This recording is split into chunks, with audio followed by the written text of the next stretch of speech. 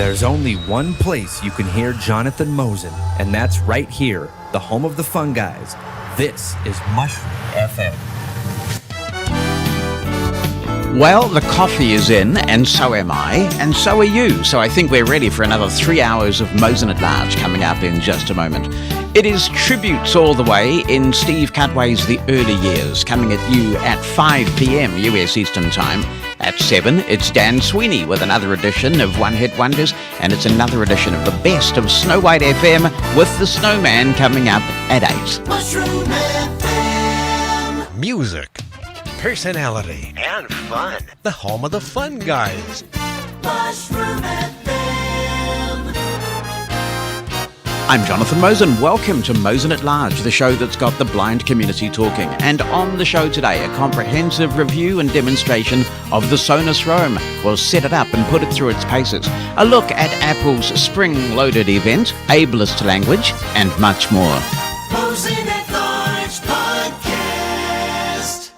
It's great to have you with us today, and if you would like to be in touch with the show, if you're new, let me explain how you can do that. You can drop me an email to jonathan@mushroomfm.com. That's JONACHAN@mushroomfm.com. You can write that email down if you prefer, and sometimes listeners prefer, because you get a variety of voices this way. You can send an audio attachment, an MP3 or M4A, and whatever you record it with, get it in and we'll play it.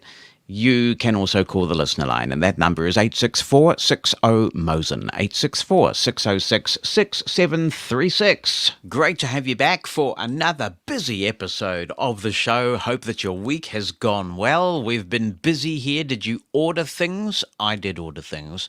I ordered some AirTags, a pack of 4, and I said in the little promo message that I sent out ahead of the show that I have been really impressed by what they're saying AirTags can do and how they work. The reviews are now in. The embargo lifted on the reviews just a few hours before the pre-orders went live, and I read a lot of reviews of the AirTags and was super impressed. I can't wait to try them. We'll, of course, try them on this show. But you have to buy accessories to attach them to things. Tile's really got a lot going for it in this regard because they have various form factors. You can get the Tile stickers, you get different sized tiles that attach to things like keychains, and that's just a part of the Tile. But bizarrely, if you want to attach a Tile to a keychain, then you've actually got to buy an accessory from Apple that costs more than the Tile. That is quintessentially Apple, isn't it? But I'm sure that if the reviews are to be believed, it'll also work in a quintessentially Apple way. I've ordered a 4-pack of the AirTags. I'm going to have one for luggage purposes, one for my keyring, one in my wallet, and I'm sure I'll find a use for the 4th one, or Bonnie will take the 4th one. So I'm sure we will find a use for all 4 of them. And we have iOS 14.5 dropping early in the week. It is important that that operating system be on people's iPhones before the AirTags start arriving. So if you've not been testing iOS 14.5, I can tell you it's a pretty robust release. Ship it is what I say. Ship it. And indeed they are about to ship it. But if you're running iOS 14.5, that is totally like so next week, because some of us are already running the first beta of iOS 14.6. I haven't found too much exciting in there at the moment, and it seems well behaved. Knock on wood. But the speculation is that the primary purpose of that release is going to be to just introduce a few things pertaining to the new podcast subscription service, so we will see. It is a special episode of Mosen at Large today, as I have something to tell you. We have been on a remarkable journey together since I started Mosen at Large in August of 2019. I've been podcasting since all the way back in 2004, but I started this particular podcast in August 2019. I wasn't sure how regularly I would be able to produce the podcast, nor how much time I could devote to producing it. I started it because I had a job outside of the blindness field, and I wanted to just keep my connections with the global blind community. And I called it Mosen at Large because for the first time in a long while, I wasn't associated with any major player in the blindness technology space. I could be free to share my own opinions and to fund the podcast myself, so I'm not beholden to any sponsor. And that's liberating. And over the last 20 months or so, I have published 116 episodes. This is episode 117 that you are hearing now. Many of these episodes are around 2 hours long. Given my interest in technology, we've talked extensively about its use from a blindness perspective. We have covered tips and tricks, new product demonstrations, explanations, and tutorials. We've discussed the promise of this technology to level the playing field, as well as its frustrations. But I wanted the podcast to truly reflect all the things that interest me. I've been keen to go beyond technology. In the end, technology is a means, not an end in itself. It's a means to self-actualization for blind people, a way for us to maximize our contribution to society. Achieving such important goals requires changes in public policy, more enlightened public attitudes, and a belief among blind people that we have the right to advocate for our full inclusion. And so this podcast has reflected a lot of my personality. We've talked about topics like low-carb eating and meditation, as well as a range of blindness topics. Mosen at Large has become more than just a podcast that communicates my interests and views, although of course as its host I lead the discussion. But it is humbling to note that we are heard by thousands of blind people every week, as well as a few sighted people who are interested in hearing about lived experience of blindness and the things that we are thinking about. Our shows are packed with contributions from our community across the world. It is an amazing thing to be a part of. I thank you for making it what it has become. And I managed to pull off the production of this podcast by devoting a small amount of time at the beginning and end of my workday, as well as much of my Saturday before I publish it on Sunday, New Zealand time. I love to do it. I have, however, had one serious concern. It hasn't been possible for those members of the deaf-blind community who can't hear podcasts to benefit from the material the podcast offers and to contribute to the discussion. To try and fix that, I investigated various ways of addressing this serious accessibility deficit. I tried various automated transcription services, which, had they worked, I would have been able to fund from my own pocket. Though they are reasonably effective for a single speaker with a good microphone, they don't always work so well with the range of accents and recording environments usually heard on our podcast. For Mosen at Large, the only thing that was going to cut the mustard was a transcript generated by humans. When you're producing 3 hours of content weekly, that is a considerable expense to meet out of one's own pocket for a podcast that carries no advertising. And right now, I don't want it to carry advertising. I did fund a transcript of the Brilliant Braille Display discussion because that was of particular interest to deaf-blind people, and the response I got was very moving. People appreciated being included. So this spurred me on to try to find a longer-term solution.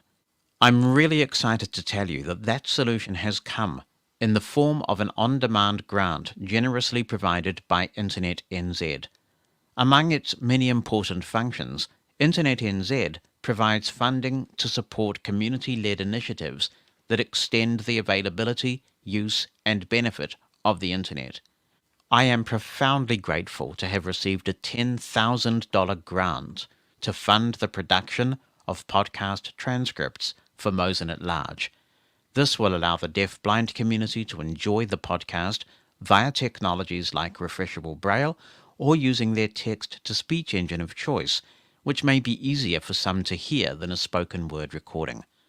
Deaf-blind people can participate in the discussion by emailing a written email or attaching an audio clip if they want to do that.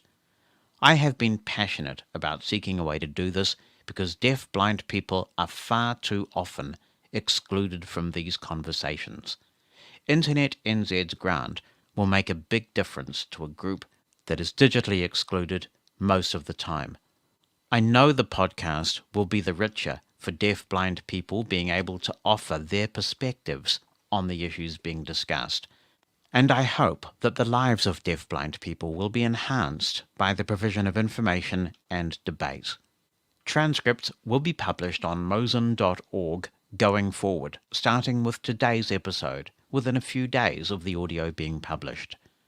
If you know of deaf-blind people who might benefit from this resource, I would appreciate you spreading the word. And there will be a blog post on mosen.org all about this initiative. If you use the transcripts and find them beneficial, then please let me know so I can pass your feedback on to Internet NZ so they can be aware of the difference that their generous grant is making. As well as a huge thank you to Internet NZ, I want to thank the Mosen at Large family who listen and contribute to Mosen at Large every week. We have built a very special community of which I'm immensely proud. Sometimes we discuss some challenging, contentious issues, but we do so in a climate of mutual respect that is all too rare in this polarized age.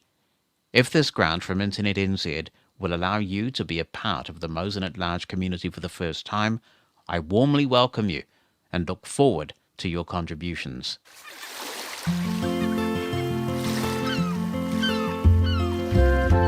And once again, it is time for another tremendous Bonnie Bulletin with the tremendous Bonnie Mosen. Hi. Is this the first time you have ever been transcribed? No. No? No. Why not? Because I've had been involved in many presentations that were also transcribed. Okay. So I assume that I was part of that transcription as well. It's exciting to welcome those people who can participate in the show thanks to the description, though. Absolutely. Yeah. So welcome to you. This is a slightly different Bonnie Bulletin because normally we go out live with the Bonnie Bulletin on Mushroom FM as the show is produced, and then we sort of slice it and dice it and condense it and make it available on the podcast version for those who cannot suffer through the full 3 hours on Mushroom FM or Facebook or YouTube or Clubhouse when we do this live. But we are pre-recording the Bonnie Bulletin today because when you have a lot of friends in the United States or anywhere in the Northern Hemisphere and you are celebrating a birthday in the Southern Hemisphere, it's kind of like you have the birthday that never ends because people start wishing you a happy birthday in the Southern Hemisphere and then the birthday just keeps on going into the next day. So my birthday is the 24th of April, and as this show's being produced, it still is the 24th of April in some places, even though it's the 25th of April here. Oh my goodness, it's a brain breaker. But thank you to everyone who has left kind birthday messages. It's really nice, and I won't play them all because it's kind of boring for those who aren't interested, but I do really appreciate them, and some of them have been quite inventive, people playing on musical instruments and all sorts of things. And I did sing to you, but I won't do that here. Won't you? No. No. I did the Marilyn Monroe thing. Oh. Because, everybody does that on my birthday. Does Marilyn Monroe. Okay. Right. Happy birthday, Mr. Chief Executive. Happy birthday. Yeah. I thought you said you weren't going to do that. Yeah. Okay. So you have a present for me that we were going to do on the Bonnie Bulletin. Yes, I do. And I will hand it over. Oh, okay. This is It looks like a sort of a knockoff of an apple packing. Okay. Oh, wow, that's a small present. Yeah. Are we going to say what it is, or shall I open it up? Why don't you open it up? Oh, okay. I think you probably know what it is, but you can open it up. That's always nice. Yes. Unboxing these things is always a challenge. So there's a bit of tape. It's quite a small box. I mean, it's... I don't know. How would you describe the box? Are you good at describing this? It's a little bit bigger than an iPhone box, kind of. And it stands taller than an iPhone, It's much taller. than an iPhone. It's not as flat as an iPhone box, but it does remind me of Apple packaging, except it doesn't have that slick feel that the Apple boxes have, but it is that sort of kind of box. It's not glossy. No. It's just... it does have a little like ribbon on the end that you can, I guess, carry it by, or I guess where they have it hanging up in the store, maybe. Right. Little ribbon on the end of that. I'm trying to get some traction. I find unboxing some of these things incredibly frustrating. It's like they don't want. Do you know how to get into this thing? Because Let me something's closing. Oh, it's like a tape across the top of the box. I think it's the price tag and stuff. Oh, really? Oh, well, just as well I can't see that, because aren't you supposed to take the price tags off when you get Well, it it may back? not be the price tag. I don't know. They may have taken. There we go. There's one. And yeah, I think we got it now. And we have capture, as they say in space. There you go. Okay. So thank you very much. Okay, now the top is going to come off the Yeah, it box. does come off like a. All right. And what we have in the box is it's wrapped in this soft material, his soft materials. Yeah. This is obviously the Sonos Roam, and it's much smaller than I was anticipating. Thank you very much, by the way, Oh, sweetie. thank you. This is very You're welcome. exciting. When we were looking at speakers last year, I really wanted to stay in the Sonos ecosystem because we have so much Sonos stuff. But the Sonos Move, which was the only portable option out, was just too big to lug around in the suitcase, really. But this is quite small. It is much smaller than the Mega Boom, which we did have. See, have you had a look at this actually out of the box? I haven't seen it. No, I just went. Whoa, it's funny. It's not round like No. a. Oh, I guess because you can lay it down. Yes. Okay, that makes sense. It's sort of sauna shaped, so it has little feet, so you can lie it down, so it doesn't have to stand up like an Echo or a Boom or anything like that. And it says it's black, and it says it's branded, and you can feel the brand on it. It says SONOS written, and the speakers in front. Yep. So cool. I'll let Yes, you- very small. I It mean, is little. I like the size. To me, it's probably easier to pack than the others we've had, honestly, yes. because you could just wrap the little thing up. Now the Sonos. Does it come in a little carrying case or anything? All it really has is this kind of soft carrying case you can. Oh put, yeah, you can put it Yeah. in there. Oh, that's yeah, cool. Yeah. So it's kind of just soft material. wonder In the if that's bottom that of the other box, so thing. there's a little package, and in the bottom of the box It's like a dust cover. we have USB for charging. The Sonos Roam also does AirPlay and Bluetooth, Yeah, it's like a dust cover. and it has the voice assistance built in as well. So pretty sparse in terms of what's in here. Just the Here you USB go. cable for charging. What are you giving me back? The Oh, dust the cover. little It's a soft dust carrying cover, cable. We yeah. should keep that the somewhere dust safe. cover on it. And I definitely agree with Bonnie that when you have it lying horizontal, so the little feet that are on the device are positioned downwards, it does feel like a Sonos Arc. It now has that Sonos feel about it with the Sonos engraving on the top. So if you have it positioned that way, on the left-hand side of the device, which could also be the top if you have it standing upright, because it can be both, it appears that you have a lot of controls on the top, and these, I imagine, are for playback and volume. No doubt we will get to working out what they do in a sec. If you are lying it horizontally, so that the Sonos Roam is positioned in that way, so that it feels kind of like a sound bar, on the underside of it, you've got a USB-C port, and then next to the USB-C port is quite a big button, and that is unquestionably the power button, I would say. It feels like a power button, and it's separate from everything else. And since it's right by the USB port, my detective work would suggest to me that this is how you power it on. So, what I will do is power it on. I'll hold down the power button. Doesn't feel like there's a lot of press in this power button, but I presume it is on. What I might just do is the old trick that I have as a hearing aid user of switching on to the hearing aid loop mode, the telecoil of my hearing aids, and putting it to my ear. Yeah, and that works, because by putting it to my ear that way, this is the one advantage of being a hearing aid user, I can hear that the electronics are now active, so I know that the Roam is powered up. So in typical Sonos style, we're going to have to set up the Roam now, and I'll do that by going into the Sonos app. And many people will already be familiar with the Sonos app, but there will be some who are not. I've written extensively about Sonos. We've talked a lot about Sonos in various podcasts I've done over the years. But if you're not familiar with the way that Sonos devices work, You can control them in several ways. The primary one, the one that's been going many, many years now, is the Sonos app. This, to me, has some significant accessibility advantages, assuming, of course, that the Sonos app remains accessible. It has become increasingly accessible over the years.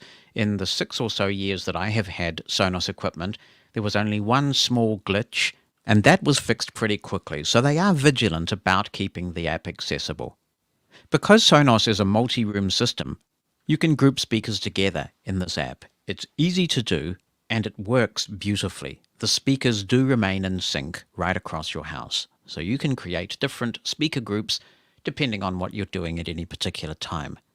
From an accessibility point of view, one of the attractive things about Sonos is that you can use many services from within the Sonos app. And provided Sonos holds up its end of the bargain and keeps the app accessible, it means that you can often have a much better experience with certain services than in their own apps or on their own websites. The Sonos user interface is very consistent, and so it can sometimes be just way easier to use things from within Sonos. When you have subscribed to a bunch of services in Sonos, for example, Apple Music, Spotify, Tidal, and many more, you can search across all of those services at once from the Sonos app. So if you're looking for a particular obscure track, rather than go to each of those services in their own app or website to see if one of your services happens to have that obscure track, just search within the Sonos app, and it will search across all the services that you are subscribed to. When you're building a playlist in the Sonos app, you can build that playlist from multiple sources. So you might play a track from a service that gives you access to lossless music, but there might be a track that's only available, say, on Apple Music or Spotify, which is not lossless.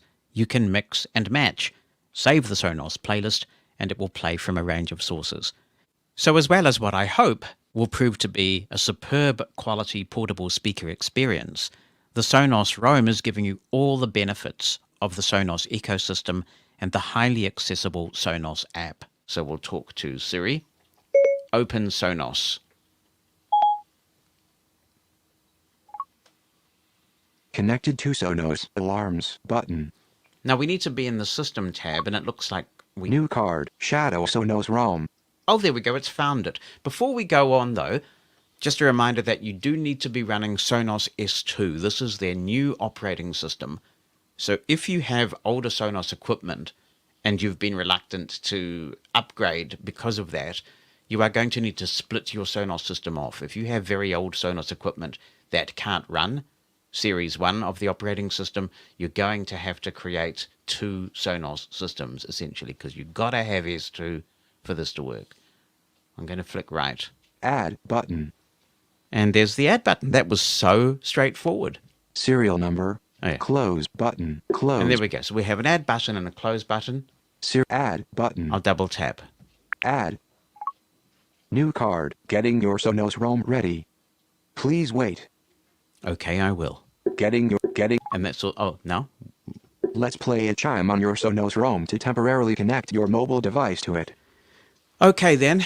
I'm going to just position the Sonos Roam here on the table in front of the microphone. And we'll flick right. Continue button. Dimmed. 100%. Yeah, it's making that noise. You hopefully can Not hear charging. Status bar item. Sonos. New card. Connecting to your New card. Connecting Sonos ROM to MAN and Wi-Fi. Please wait. Because I already have a Sonos system, it's connecting to the Sonos network that we already have. Connecting Sonos ROM to MAN and Wi-Fi. New card. 100% new card. There's an update available for your Sonos ROM that must be completed 2 to 6 minutes before you can use it. Update button. Close button. Close button. And that's all that's on the screen, so we'll go back to update. Update button. And double tap. Update. New card. Update tip 1 of 8 tune with TruePlay trademark. Adapt the sound of your speakers to the acoustics of the room. Update tip 1 of 8 adjustable. Updating your Sonos ROM. This downloading and applying new software. Please wait. The update. Restarting your Sonos Roam. Well, that Please is wait. very quick. I guess it helps to have a gigabit connection. So we'll just wait for that to restart. It shouldn't take too long based on how quickly things are happening. And you often see this with Sonos. Finishing the update. Please wait.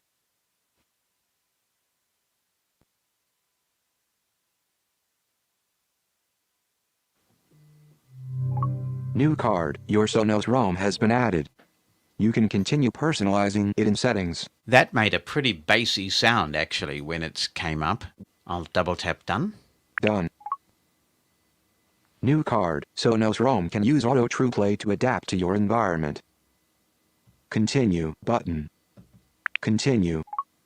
New card. Sonos Roam retunes when you pick it up and periodically adjust the sound as long as the microphone is on. Enable button. That sounds interesting. I'll enable that. Enable. And my New phone card. just Auto vibrated. True Play is enabled on your Sonos Roam. Done button. Done. Alarms button. And now I'm back in the system screen of the Sonos app. So it looks like we are ready to go. To verify this, I'll see if I can locate the speaker. We are on the system tab of the Sonos app now. I'll go to the top of the screen. Alarms button. And flick right. System heading. Bathroom button. Select rooms button. David's Sonos button. Select rooms button. Currently playing Bach. Dining room button. Select rooms button. Guest Sonos button. Select rooms button. Currently playing Poop. Started from Amazon Alexa. Lounge button. Select rooms button. Currently playing Shots. Nicholas Sonos button. Select rooms button. Currently playing No Music Selected. Sonos Roam. Battery is at 51% button. Excellent. Here's the Sonos Roam. I'm sure I can give this a name if I want to in the System tab, and we will take a look at that in just a moment. And right on the Sonos screen, it tells me the battery status, which is a great feature. So I have 51% battery. For those not familiar with the way that Sonos works, you can hear that Select Rooms button after every room. If you double tap that button, you'll be presented with a list of all of your Sonos devices, and you can double tap each one that you want to be grouped together. And you can also save those speaker groups. It is in Sonos mode right now, which means that it's just another room on the Sonos. This means if you want to take something out on the deck, the balcony, then you're able to do that. I'm going to double tap to select the Sonos Roam. Selected. Sonos Roam. Battery is at 51%. Now I should be able to play something from the Sonos app. We'll do that initially because it's a pretty straightforward thing to do. So I'll go to the My Sonos tab. My Sonos tab 1 of 5. And double tap. Selected. My Sonos. Let's just go to something that we can play. We'll just tap here. New Shore, BB's, Songs, The Archers, More Stations, 18, The Fab 424/7. All right, so there's the Beatles channel from Sirius XM. I'll just double tap and we'll give this a quick 18, listen. We'll have the to be careful not to play too much. And it's playing Honey Pie by the Beatles. This gives me a chance to have a look at the controls on the top. There is one button here that is tactually distinct, and I think this might be play pause. Yes, it's play pause. Unlike some of the newer Sonos devices, this does have physical buttons. I'll tap that button again, and I would expect that it will, yep, resume. So I'm also assuming that we've got volume up and volume down. So play pause is in the center of two buttons. I'm just going to tap this. Yep, and you can hear the typical Sonos sound. Putting out a very nice sound here. So that distinctive play pause button is a multi-function button. You tap it to play and you tap it to pause. You can also double tap it to skip forward to the next track when you're playing an album. You can triple tap it to skip back to the previous track when you're playing an album, or for that matter, a playlist. You can also hold the button in for various lengths. If you hold it down for just a little bit, you will get it into the mode where you can group it with other Sonos speakers. If you hold it down for longer, you will get into the swap mode. This is a genius feature, and I will have a go at this and see if it works as well as the user guide says it should later in the review. And the other button, slightly separate from that line of 3, is the button to toggle the microphone for your voice assistant of choice if you choose to set one up, be it the Soup Drinker or Google Assistant. So let's go and see what we can do in terms of customizing it. The sound is really quite full and rich for what it is. What do you think of that quick bit of sound there, It Bonnie? sounds good. Yeah. It sounds good. Do you have it plugged into the mixer? No, No, it's okay. just, it won't plug into the mixer. Oh, okay. So you just have it there. Because there's no headphone jack or anything like that. So I'm just listening to it with it sitting in front of the microphone on the desk here. So it's a pretty good sound. Now, if someone wanted to buy one, would they have to have other Sonoses too, or could they? No, you can start your Sonos system off with one of these, and you can connect via Bluetooth. You can also connect via AirPlay. So if you don't want to get too steeped in the Sonos ecosystem, you can just buy this and use it as a portable speaker. They're positioning this as an alternative to Bose or UE or any of those, Okay. JBL, any of those portable speaker options. Okay. So you could connect it to your phone or your Echo, or it would be better to just do it with the phone? You could connect it to your Echo because it's Bluetooth capable. So you could. Although I'm not sure why you would, because if you connect this to your Wi-Fi, then you also can set this up with your voice assistant of choice. Yeah. We'll Okay. take a look at that. Settings, tab, And double 5 of tap. 5. Selected, settings, heading, setup, get to know your Sonos Roam, estimated time, 5 minutes, button. Well, that's amazingly user-friendly, and the Sonos app is so accessible. So right at the top here, it knows that we have a new Sonos Roam and that we should get to know it. So let's go through that process. I'll double tap, New card, explore Sonos Roam. and we'll flick around to get this information. Learn how to use controls and features. Loading tour content. How long is that going to take? Start product tour, button. Okay, we'll do that. Start product tour, dimmed.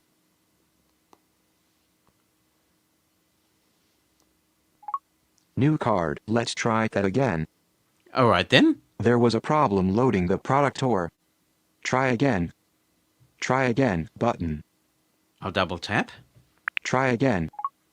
New card, explore Sonos Roam. Start product tour, button. We'll try again.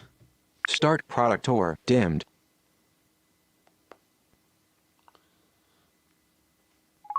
New card, let's try that again. Well, it's not going to work, so that's really disappointing. There's a product tour here, and repeatedly it is not letting me access the product tour.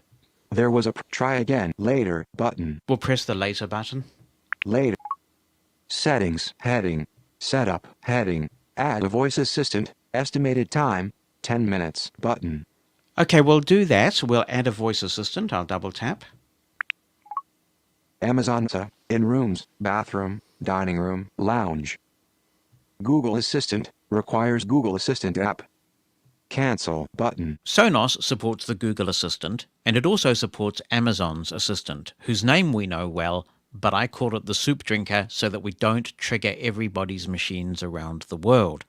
I'm going to go with the Soup Drinker because it's my voice assistant of choice. You do have to choose one or the other. You can't have Google Assistant and the Soup Drinker running on these devices at the same time. And I'm going to go with the Soup Drinker, so we'll flick left. Google, Amazon Alexa, in rooms, bathroom, dining room, lounge. And double tap. Add Amazon Alexa, heading. Amazon Alexa is a free voice service that lets you use voice commands to play music, get the news and weather, and more. Add to Sonos, button. I'll double tap. Select rooms, heading. You'll set up Amazon Alexa on these products one at a time. Select all, button. Sonos Roam. Bathroom, Amazon dining room, Amazon lounge. And we have a number of Sonos devices where it is already set up, but it is not set up on the Sonos Roam. So I'll flick back Bath, Sonos Roam. and double tap. Selected, Sonos Roam. VoiceOver confirms that it is selected, and I'll go to the bottom of the screen now Back, button. Add Amazon Alexa, button. and double tap. Add Alexa in Sonos Roam, heading. Sign into the Amazon account you want to use to add Alexa to this room. Sign into Amazon, button. I'll double tap. Sign into Amazon. Location tracking on, image, status bar item, text field, is editing, character mode, address, 12%, Alexa-voice-service-setup.amazon.com, secure and validated connection. Welcome to Alexa. Just ask to play and control music, set timers, check the weather, and more. Get started button. I'll double tap. Address. Sign in. Heading level 1. Forgot password? Email, phone for mobile accounts. Text field, email, phone for mobile accounts. I'll pause the recording while I sign in to the service. I am signed in now. Wherever possible, I now use Microsoft Authenticator to do my two-factor authentication rather than text message. So I've done that now. And I got the message that the soup drinker is ready to use in Sonos Roam, and she actually said, hi. So we'll confirm that. Alexa is ready to use in Sonos Roam. Heading. You've linked Sonos Roam to Amazon account Jonathan at Mosen. Continue button. And we'll continue. The microphones are on and ready to listen. Heading. Your default language was set to English, US. Your voice language can be changed in Amazon to settings in the Sonos app. Continue button. We'll double tap. How do I know if Alexa heard my voice? Heading. When you say Alexa, the status light on your Sonos speakers will flash, but you won't hear a wake word chime to confirm that Alexa is listening. You can turn the chime on for your speakers now or do it later in the voice service settings for a room. Turn chime on button. We'll do that. Turn chime. Set the default music service for Alexa. Heading. Make sure you set the default music service in the Alexa app. It will make voice commands faster and simpler. To play music with your voice, you'll need to set up your music services in both the Sonos and Alexa app. Continue button. I'll double tap. Alert, Sonos would like to send you notifications.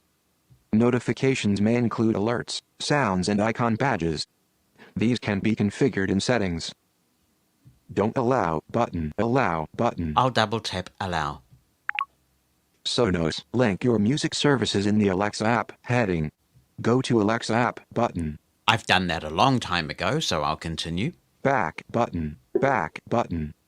Go to Alexa app button. Well, it doesn't seem to let me bypass this, so I'll double tap it. Amazon Alexa Home tab 1 of 5. And where are we now?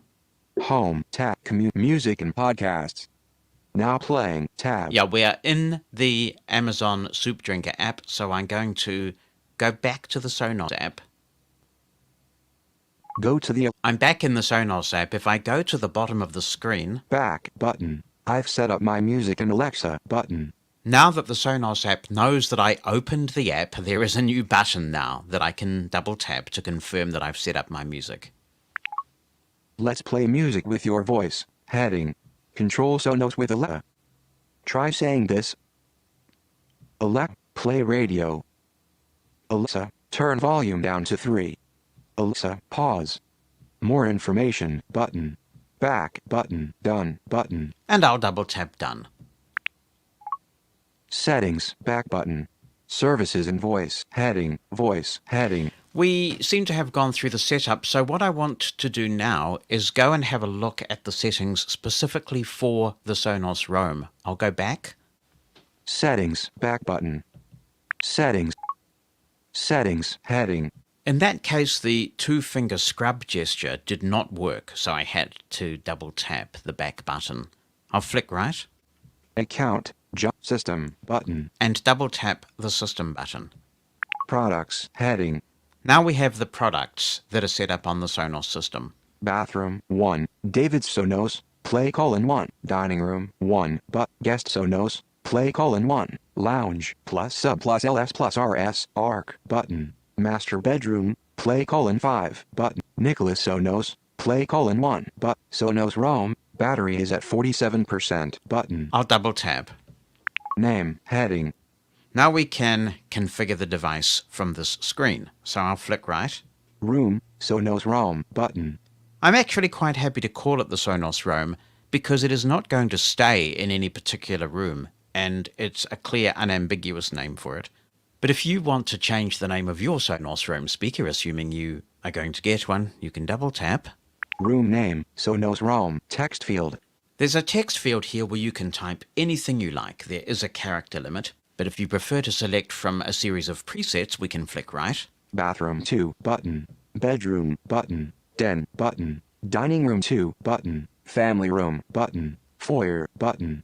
Garage button. Garden button. Guest room button. Hallway button. Kitchen button. Library button. Living room button. Lounge 2 button. Main bedroom button. Media room button. Office button. Patio button. Playroom button. Pool button. Portable button. TV room button. And those are the preset choices.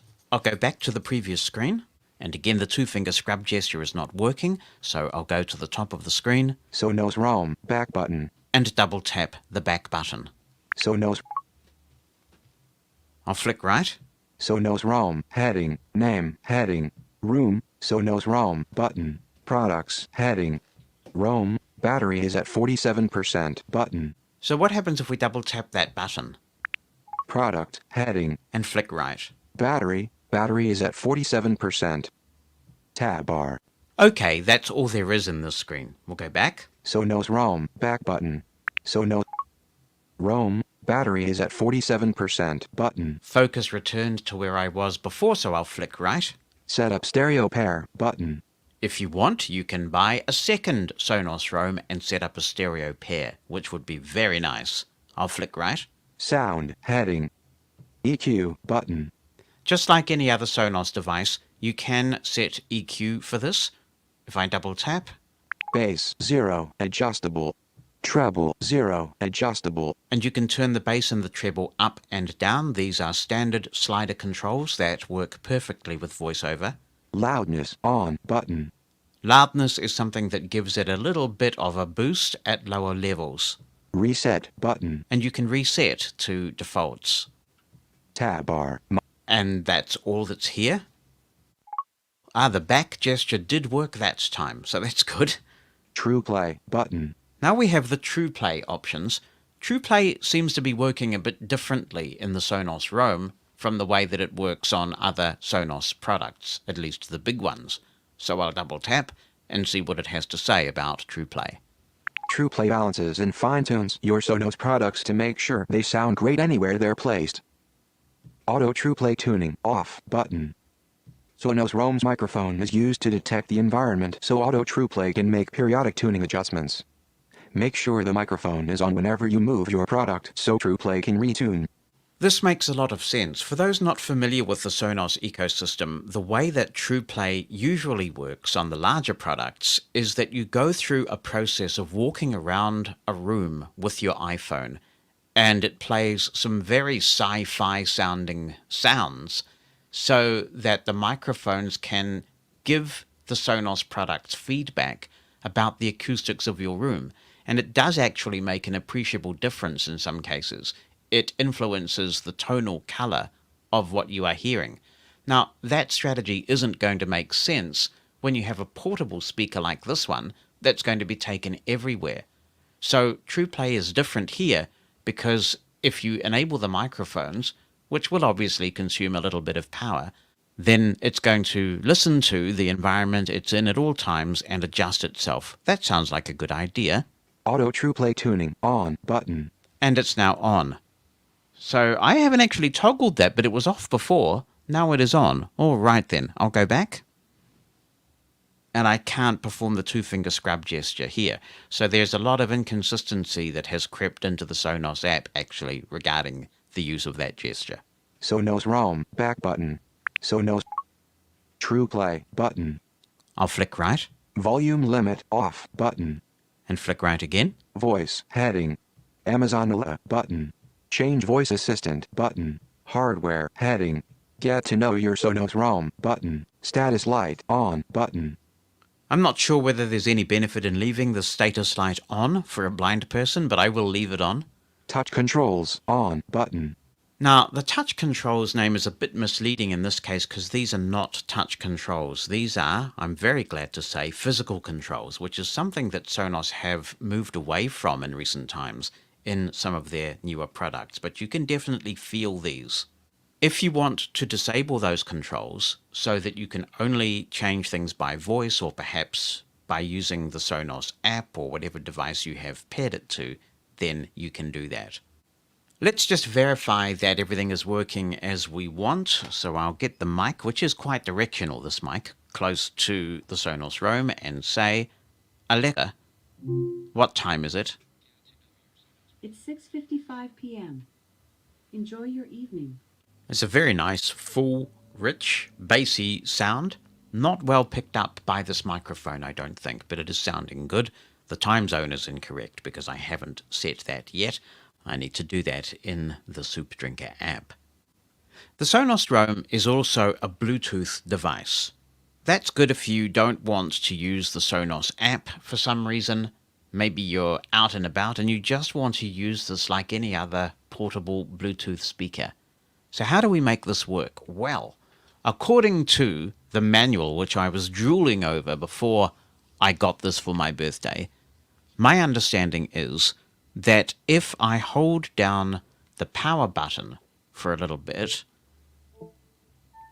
okay, we hear a special sound. That should put it into Bluetooth mode. And once the Roam is in Bluetooth discovery mode, it becomes like any other Bluetooth speaker you may have used in the past, or for that matter, Bluetooth peripheral. So you stop engaging with the Sonos app at this point and you go into settings, and I'm there now in iOS itself. Wi-Fi, Bluetooth on, We'll go in here on the phone Bluetooth, and I'll navigate past my currently paired Bluetooth devices. my devices, heading, other devices, in progress, Sonos Roam, Sonos, 3F36, button. And that's all there is to it. Right now, it's discoverable as a Bluetooth device. And I would personally want to use the Sonos app whenever possible, because it's such a good experience. But where Wi-Fi is not available, or maybe when you want to use this, as Bonnie was saying, with the Amazon Echo or something else, then you can use this as a standard Bluetooth speaker. A very simple process to get going, and thank you, Sonos, for giving us some audible tones, which make it really clear that you are in Bluetooth discovery mode. I'm going to tap the power button again and just see. I think that might put it out of Bluetooth mode and keep it powered on. And while we're talking about taking this device wherever you may roam, it is IP67 water resistant. Sonos says it should survive being submerged under a little bit of water for up to half an hour. So you can take it by the pool and safely use it. Sonos also has a feature called Sound Swap, and I'm not sure if I can make this work, but my understanding is that you might be somewhere where you're using the Roam because it's convenient, but then you come back into where you have a much bigger and better sounding Sonos. And you should be able to hold down the play button and it will transfer the sound to your nearest big Sonos brother or sister. So I'm going to try this. Let's get something going. Alexa, play Mushroom FM.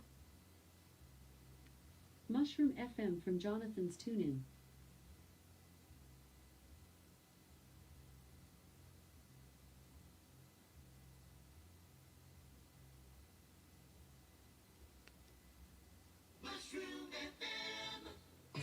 That took quite a long time, actually, but it is now playing. So now I'm going to try and hold down the play button.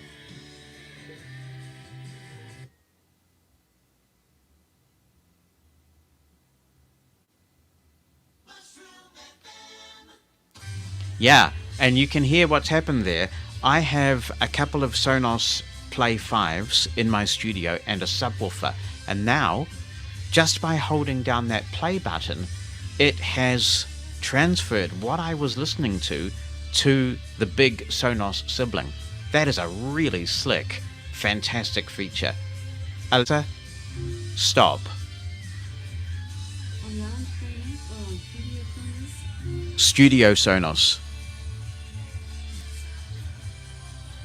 Obviously, Bonnie's listening to something up in the lounge, so it asked which one I should stop, which is also great. What is really slick about this sound swap feature is that looking at the user guide and other reviews, it appears it works in reverse. So let's say that I'm sitting here in the studio with my subwoofer and my two speakers, but I want to go somewhere else.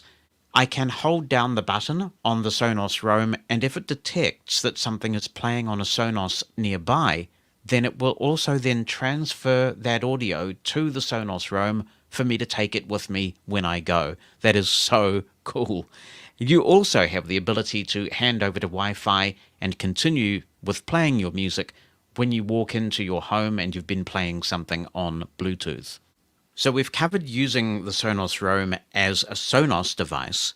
We've also now looked at using it as a Bluetooth device. You can also use the Sonos Roam as an AirPlay device, and hopefully it'll just work.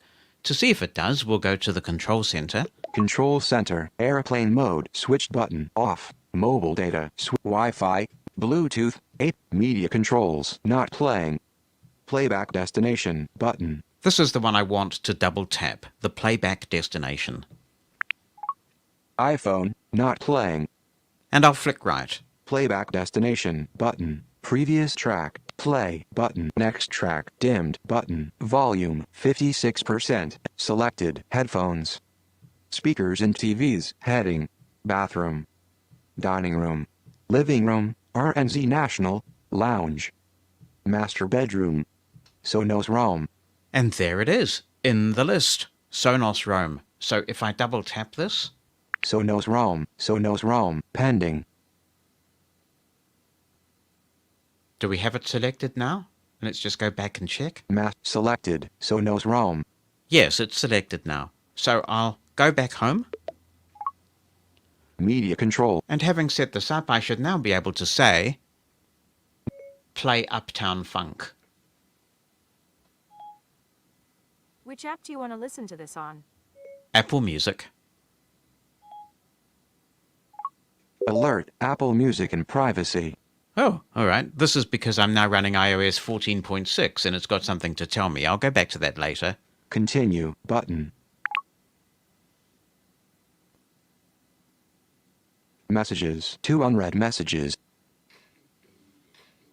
Now it is playing on the Sonos Roam. I'm going to turn that up a little bit.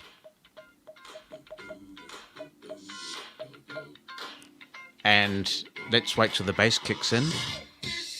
Wow, whoa! That is quite remarkable given the size of this thing. Wow. Okay, so I'm going to press the stop button. And that's how easy it is to get this working with AirPlay. Now, understandably, while we have been geeking out on the Sonos Roam, Bonnie wandered off, but she's back now. So I've got this set up and we've got Auto True Play enabled. And actually, I'll hand you this Sonos Roam, and on the top of it, because I've got it aligned vertically, there's a tactile button in the center that's quite distinctive. Yeah. You can feel that it's quite different from all the other buttons. That's the play pause. If you tap that, you'll get a dose of Uptown Funk, I think. Okay, because that's the one in the middle, right? yeah, and you Okay. just press it gently, and it might take a while to kick in. But yeah, so just... There it is. What do you think of that? That's good. Really good. It's incredible, isn't it? Really, really nice. If you tap it again, because we'll get pinged for copyright infringement otherwise. Yeah. So that's the Sonos Roam. A couple of things I haven't mentioned about it. According to Sonos, the Sonos Roam is 6.61 by 2.44 by 2.36 inches. That is 168 by 62 by 69 millimeters. It doesn't even weigh a pound. It comes in at 0.95 pounds, which is 0.343 kilograms. It has 2 Class H digital amplifiers. It has a tweeter and 1 midwoofer, and of course the far field microphone array with echo cancellation. That's used for voice assistants and for True Play as well. The battery provides up to 10 hours of continuous playback on a single charge, according to Sonos. It supports 2.4 and 5 gigahertz Wi-Fi. The Wi-Fi goes all the way up to 802.11 AC. The Bluetooth is Bluetooth 5. It also works with wireless chargers. So you can actually use any charger that you might have for your iPhone or other smartphone device that supports Qi charging. And you can buy a special stand from Sonos for Qi charging, which is really neat, as well as the USB-C. As we mentioned when we unboxed, there's a USB-C cable in the box, but no charging brick. We have Apple to thank for this malarkey. So you will need some sort of adapter if you want to plug it into a wall outlet, but you could also plug it into USB power source on your computer to charge. Yeah, so what do you think of it? It's very good. It's sounds really good. It's very portable. I like its portability. Yeah, Very it small. makes me think we should get a second one because you can pair them as a stereo pair. And because they're so small, it'd be no hassle at all to just bury a couple of these in the suitcase. Yeah, a lot easier than some of the other stuff we've had that Yeah, take I mean, up even a lot of room. the Mega Boom that we have, was which big. they're very nice, but they're kind of really quite big. Yeah. I mean, that would even go in your backpack. Yes. No, this is, and it's rugged. Like Yeah. you touch this thing, you think this thing is going to withstand. And even the Bose one's pretty big, I think. Yes, this is really nice. This is a much thinner profile. Tech Radar has gone quite gushy about the Sonos Roam, and it says it is the best portable speaker in the world cool. at the moment. And I have to say, I just love this. I love from an accessibility perspective that you've got all the benefits of the highly accessible Sonos ecosystem. I really like the fact that they've gone back to physical buttons on the top. There will be a lot of blind people who really appreciate this. Takes us back to the days of the Play 1 and the Play 3 and some of those earlier speakers where they had these really clearly distinctive controls.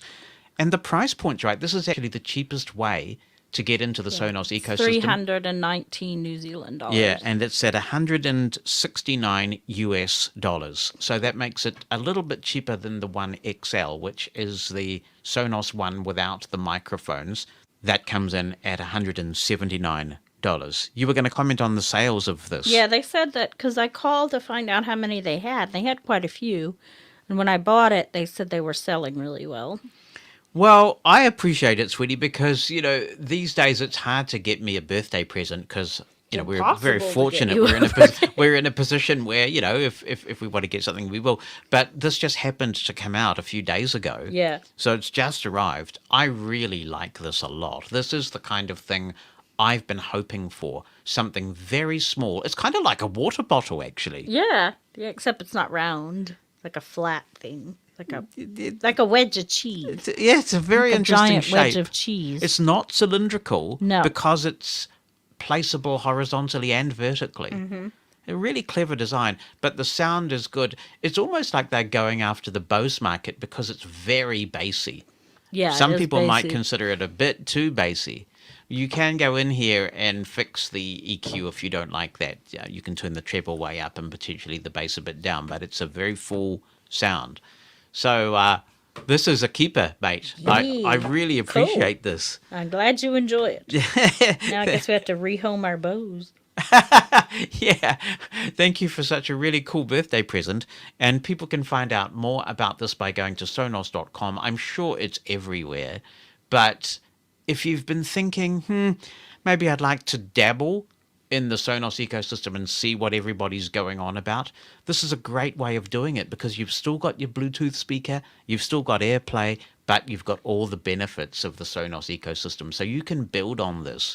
If you buy the Sonos Roam and you kind of get into the Sonos groove, you can add to the system in a modular fashion and add different Sonos products for your different rooms. And that's one of the really cool things about the way this is all structured. So I will hold down the power button and put it right up by the mic. And is it going to, I think if I keep holding it down. Well, no, I think that, there we go. I think that's powered it off. It's making all sorts of noises I need to get made familiar a funny with. sound. So that is the Sonos Roam, the latest Bluetooth speaker from Sonos, proclaimed by Tech Radar as the best portable Bluetooth speaker in the world. So thank you very much. Oh, What a you're wonderful, welcome, and wonderful happy birthday. Have Thank you. a wonderful rest of your birthday. Thank you. For all things Mosen at large, check out the website, where you can listen to episodes online, subscribe using your favourite podcast app, and contact the show. Just point your browser to podcast.mosen.org. That's podcast.mosen.org. Mushroom FM. Coming up on Mosen at Large, we are going to do a recap of Apple's spring spring-loaded event. We've got more on ableist language a little bit later and some other contributions from you as well. That's taking us to Steve Cadway, who's here at 5 p.m. Eastern Time with some tributes on the early years. Dan Sweeney's got one-hit wonders at 7, and it's the best of Snow White FM at 8. Mushroom FM, the home of the fun guys. Good times, great music, and personality to spare. You're digging the mushroom. Mushroom FM, Jonathan Mosen at Large Podcast. And if you would like to be in touch, you can drop me an email to Jonathan, that's JONATHAN at mushroomfm.com. Write something down or attach some audio, that would be wonderful. The listener line number is 86460-MOSEN, 864-606-6736. And you can also tweet with the Mushroom FM hashtag. A number of people are. Travis had some difficulty setting up his Sonos Roam. It was asking for some sort of sound pin, which I didn't see. Callan Gallagher's also got one. He seems pretty happy. He got his yesterday. Joe Quinn is getting one, and he's looking forward to that. And also I heard from others who are getting Sonos Roams as well. So Katie, that's right. I was having a bit of a brain fade there. Katie has been in touch to say that she has a Sonos Roam and she's enjoying hers as well. So it seems like it is a very popular product already in the blind community. David Harvey, he's just got a Sonos One, his first Sonos device. So I'm sure the Sonos angels are singing about all of this. We, of course, do this show on Mushroom FM, and we stream live on Twitter and Clubhouse and Facebook and YouTube at this time. And we also publish it in podcast form, so some people choose to consume it in different ways. For that reason, we did publish a podcast the other day, right after the Apple Spring-Loaded event, but if you listen this way and not on the podcast, you won't have heard that. So we're going to play you some extracts in which I start off by recapping what Apple said and what it might mean for us, and then we hear some listener comments who were in Clubhouse at the time on the Apple event. Once again, today's event was entirely pre-recorded, complete with an audio description soundtrack, even to the extent that the logo ahead of the event was described in a loop. I personally like the quality of these events without the sycophantic cheering and the clapping, and I wonder whether Apple will ever go back to the way things used to be when it's possible for them to do that. We will see, but the audio description is great, and I suspect it would be a lot more difficult to do the audio description in a live environment. So there are some benefits to these things. A number of things announced today at Apple's event, and what really struck me was just how quickly they moved through things. There was no nonsense, no fluff. I can only think that perhaps Apple got some feedback that their events are running too long and people's spans of attention don't extend long enough. So we'll go through briefly what was announced at Apple's event today, and then we will open it up and find out what you thought, what you are particularly excited about. I think there was probably more in this event than most people were anticipating. So I'd be surprised if there would be any disappointment expressed, but we will wait and see whether anybody has any view on that. And let's go through some of those items. Apple Card Family was the first thing that was discussed, and this is launched so people can pull credit. It's available to anybody over the age of 13, but of course, Apple Card is one of those things that has got quite limited availability, so it's not something that I have used. It is available in the United States, possibly some other countries, certainly the United States. So if you've used Apple Card, what's the experience like? Is this something that you are excited about? Apple has made the biggest changes to the support of podcasts since they started officially supporting them. A lot of people think that podcasts was an Apple initiative, and actually it was not. It was a grassroots initiative. The name podcast was devised because a lot of people were listening on iPods in those days. A combination of a range of technologies that have been around a while, your good old MP3 files, RSS, and then the iPods came along, and so podcasting was born, and eventually Apple built it into iTunes.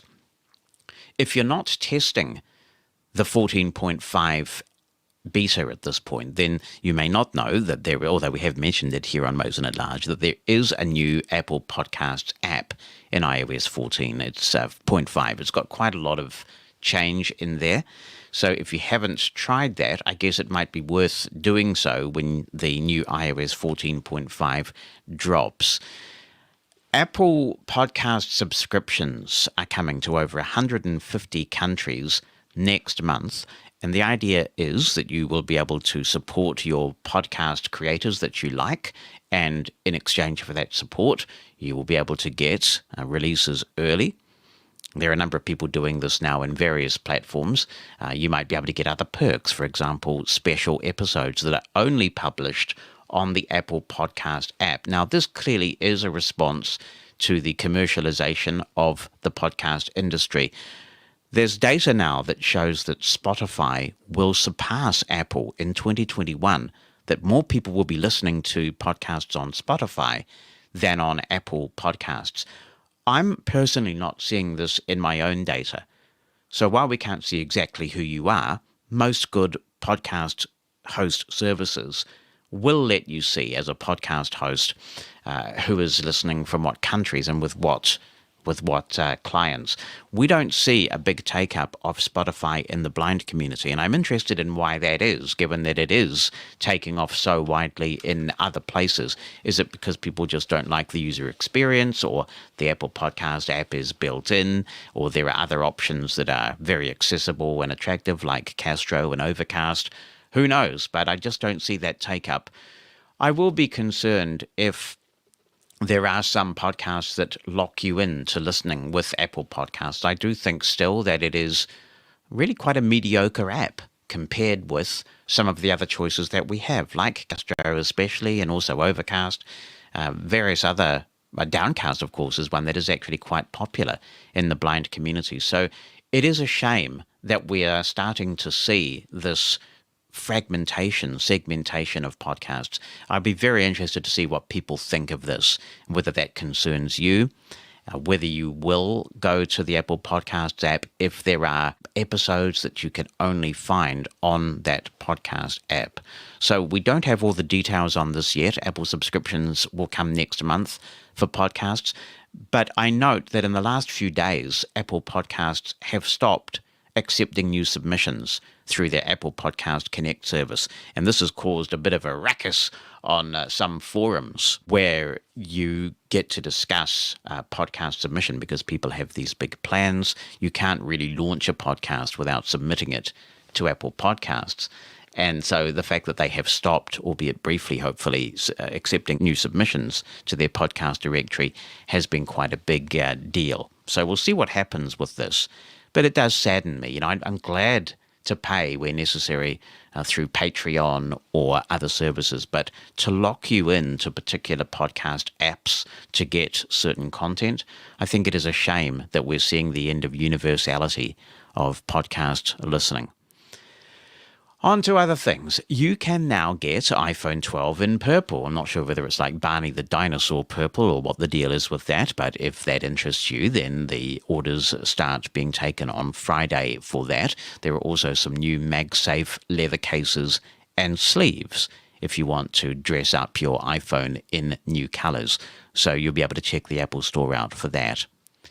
Major changes to the Find My app. This is the one that I was waiting for. I should have my sound effects, but I don't. Drum roll, please. We finally do have the Apple AirTags. Now, we were pretty sure this was coming because if you've been running the 14.5 beta, you will see this new tab where you can find accessories in there. Apple did give some third-party manufacturers a jump start before this event, I guess because of the sensitivities around antitrust at the moment. But now Apple has announced the long-awaited AirTags. We've been seeing references to this in the code for a long time, and you'll be able to order them on Friday. So they use the Find My network. This is very similar to the way that Tile works. So all the data is anonymized, of course, but with so many iPhones around the place, if you lose something, then essentially your iPhone is contributing to the greater good and being a part of this greater network so that when somebody tries to find something, everybody else helps them out to do that, even though they don't know that they are. This is, as I say, a similar approach to Tile. What is quite different, though, is the way that Apple is using the U1 chips in the newer iPhones to deliver very precise location. They call it precision finding. And one of the things that excites me, I guess as a blind person, but also as a blind person with a hearing impairment, is that you will be able to get not only audible feedback, but haptic feedback as you hone in on your device. Now, I can imagine this being incredibly useful in an airport environment. I've been using tiles for a few years now in my luggage, and that is quite good because at least I can use the tile app to say to somebody confidently, I know that my bag is on the carousel, if I'm getting some assistance to try and help me locate my bag when I get into a new destination. I know it's on the carousel because the tile app is telling me, and sometimes if things are quiet enough and the bag is close enough, I can page the luggage in the tile app, and you can hear it making its little chirp sound. I try and find the loudest one. But with the precision of the U1 chips and the newer iPhones, and this feedback, you will actually be able to get haptic feedback and audible feedback as you get closer and closer and then right up to the tag. That is going to be quite cool indeed. The price is pretty aggressive too. They're coming in at $29 per tile, and you can get a 4-pack for $99. Gee, thanks, Apple. We just saved $1. The orders on the AirTags start on Friday. I would be surprised if they didn't sell out pretty quickly and we didn't get a big waiting list for these, but we will see what the supply chain is like. Delivery is on the 30th of April. They also have announced some AirTag accessories, some of which actually cost more than the AirTag does. You can get polyurethane and leather holders to be attached to everyday items. There's also a keychain attachment if you want that. I lost my keys a couple of years ago at my office, and luckily they were handed in. But after that, I got one of those little tile things to attach to my keychain. I wouldn't be without it now, but I will probably be switching to the Apple tags. They sound really cool, and I'm looking forward to the reviews. Now, Apple has announced the next generation of the Apple TV 4K. There's been speculation that this is in the offering for a while. We have seen references in the iOS 14.5 code, at least those who disassemble it do, to this new device. And this is built on the A12 Bionic chip. It supports HDR high frame rate, so if you have some vision or you have people in your life who do, they'll be excited about that. They've also expanded AirPlay to accommodate this HDR high frame rate now. And what that means is that because your newer iPhone, your iPhone 12, supports Dolby Vision, you can send that Dolby Vision content that you've recorded yourself over AirPlay to this new Apple TV and get the full resolution glory of the video. There is a redesigned remote, so that'll be interesting. It sounds very different indeed. I'm looking forward to getting some more visual description of this, but what immediately struck me was that low vision users will appreciate that there is a better color contrast. There is a new click pad. The outer ring also serves as a jog control. They're really going for the gaming market here.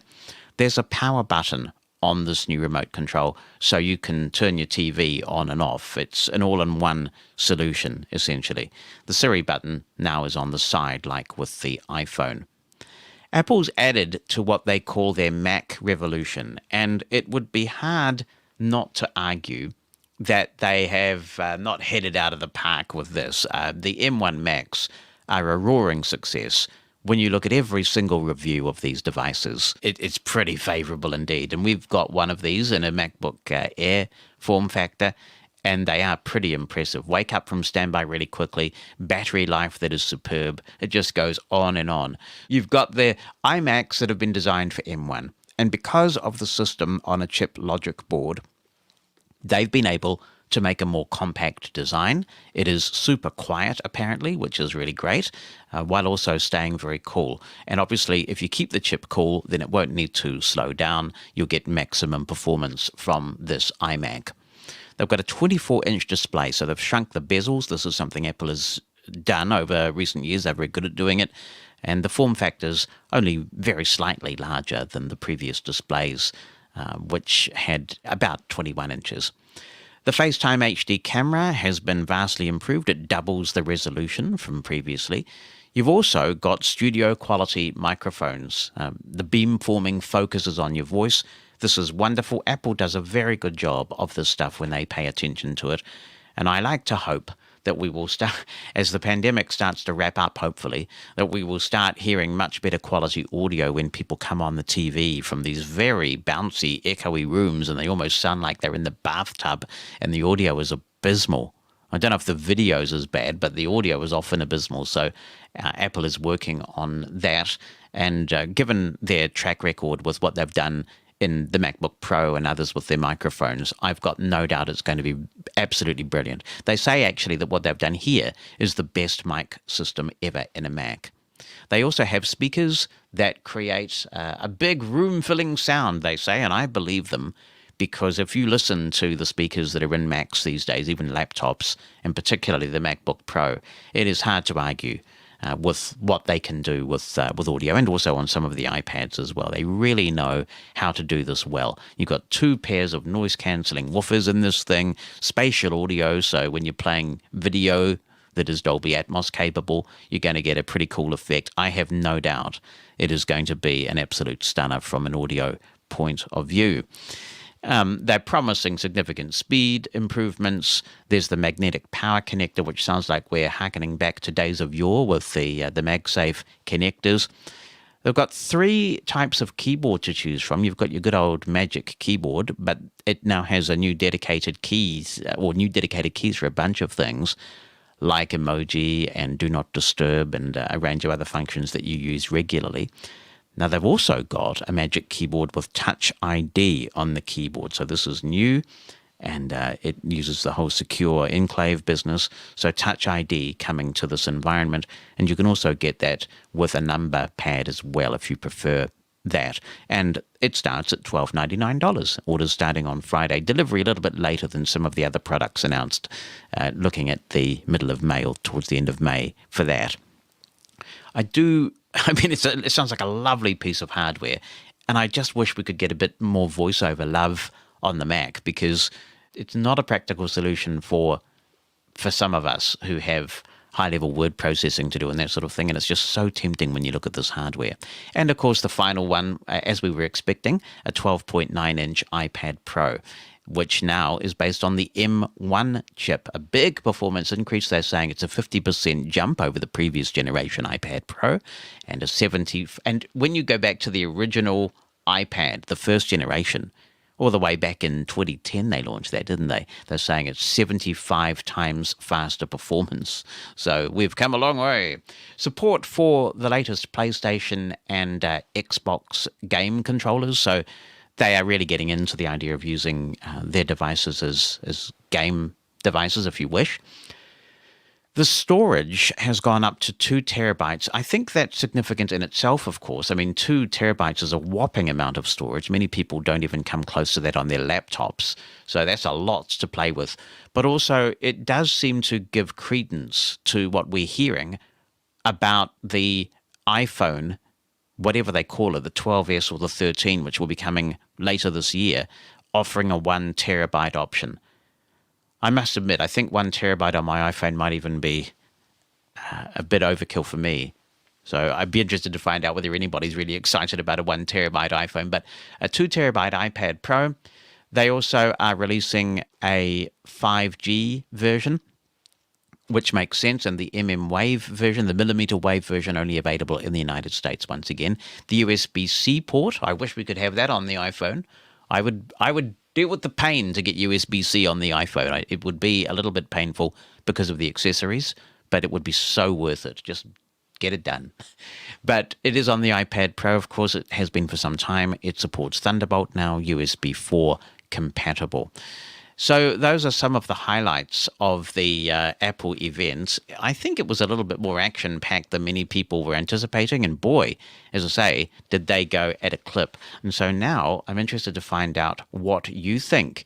If you have any opinions on any of this, any questions, I've been sort of scouring the Apple sites while we've been looking at these at the event going live, then you're very welcome to raise your hand and let your voice be heard.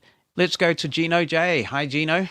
I have to wonder if Apple really is putting an effort into kind of stomping out. I mean, if you stop and think about it, the iPad Pro and the Mac themselves are almost very similar. I mean, if someone Yeah. is going into this new territory and they've never bought a Mac before, you almost could suffice with an iPad now at this point. Don't you agree? Possibly. And of course, that's the wonderful thing about the M1, from Apple's point of view at least, is that you've got this ecosystem. Apple's always been big on the ecosystem and locking you in, right, with things like handoff and various technologies like that.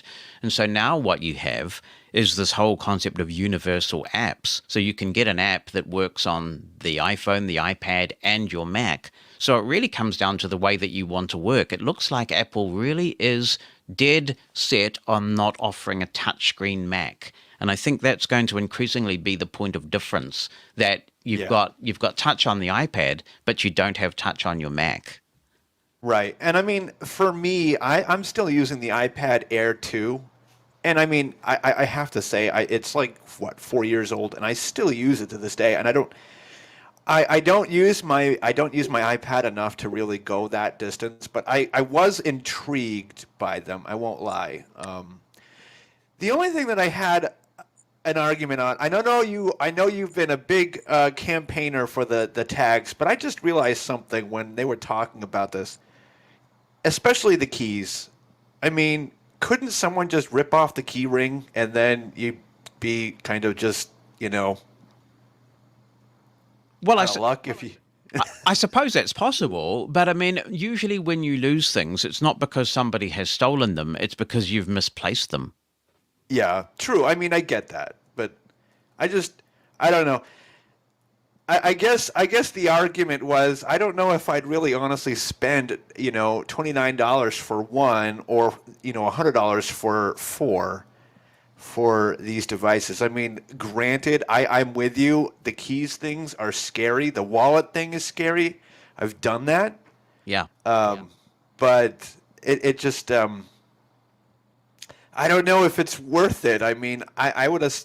I guess you could do that with anything, but yeah, I just figured. I thought the Apple event was really well orchestrated, and I honestly think you're right about the whole idea of it being too orchestrated, and I get why they do that, because if they're going to do audio description, it makes more sense. So, but overall, not a bad performance. And by the way, just so you know, yes, it is like Barney purple. So Right, okay. All right, well, yeah, let's all start so- singing I Love You, You Love Me. Yeah. Yep, tremendous. Hey, thanks so much, Gino. Appreciate that. Yeah. Looks like you're a bit lukewarm on the AirTags. I'm going to be doing my pre-order. I'm going to be rocking that thing. I'm looking forward to trying it. Cullen, what do you think of the Apple event? Oh, I was really impressed by it, especially AirTags. I've been wanting to see those for what has it been 2 years now since they've been rumored? I know, it's been forever. I mean, my hair's got a lot less. It's got a lot grayer, and I still don't have my AirTags. Yeah, I mean, I can't believe that, I think that's the longest time something's been rumored that's taken to really come true. So I'm just psyched they're finally here, and the price isn't bad at all. I wonder how that compares to Tile's pricing. I kind of forget. I kind of forgot too, but I think for me, the combination of working with the U1 chip is the big thing, that all that haptic feedback it's going to provide. We always knew that this was going to be the big selling point of the AirTags. So, yeah, I'm looking forward to it. So it sounds like that's your big highlight of the event. That and the iMac, I was really excited. I mean, I'm a Mac user, and I want to get an M1 or M2, whatever the next one is, at some point ends up being. I definitely know my next Mac will have Apple Silicon in it. You're a But student, aren't you? I am, Yeah. yes. So how are you getting on with word processing on the Mac? I think I'm just so used to any little quirks that VoiceOver has that, because I've been using a Mac for almost 11 years now. So I've just kind of grown very accustomed to it. What do you use? I use Pages, Okay. but All right. for more basic stuff, I use TextEdit, which is my preference. But doing bigger papers, I have to use Pages. Well, when we get the AirTags, we'll have to bond over them. We might do a demo because assuming I haven't checked the New Zealand store, but I presume that AirTags are available here at the same time, in which case... Oh, I hope so. Yeah, well, the 30th of April comes here first, you see. So we may well do a Yes, quick it demo does. as soon as we get them. That would be awesome. The one thing I saw, though, apparently there's no black option for the iMac, which it seems some people were concerned about the professionalism, though, of having these like bright colored iMacs. So I do wonder about that, how people are going to feel about that.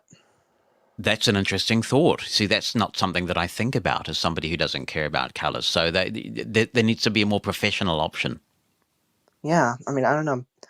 A little bit here, I'm going to go into the Apple Store app and play around. I'm curious to look at the configurations for it. And I'm really looking forward to people's opinions on the sound. It sounds like they've done an amazing job, both with input and output. Absolutely. I'm excited to get to put my hands on it. Fortunately, I live pretty close to an Apple store, so that's good. Oh, well, their people will be in touch with your people.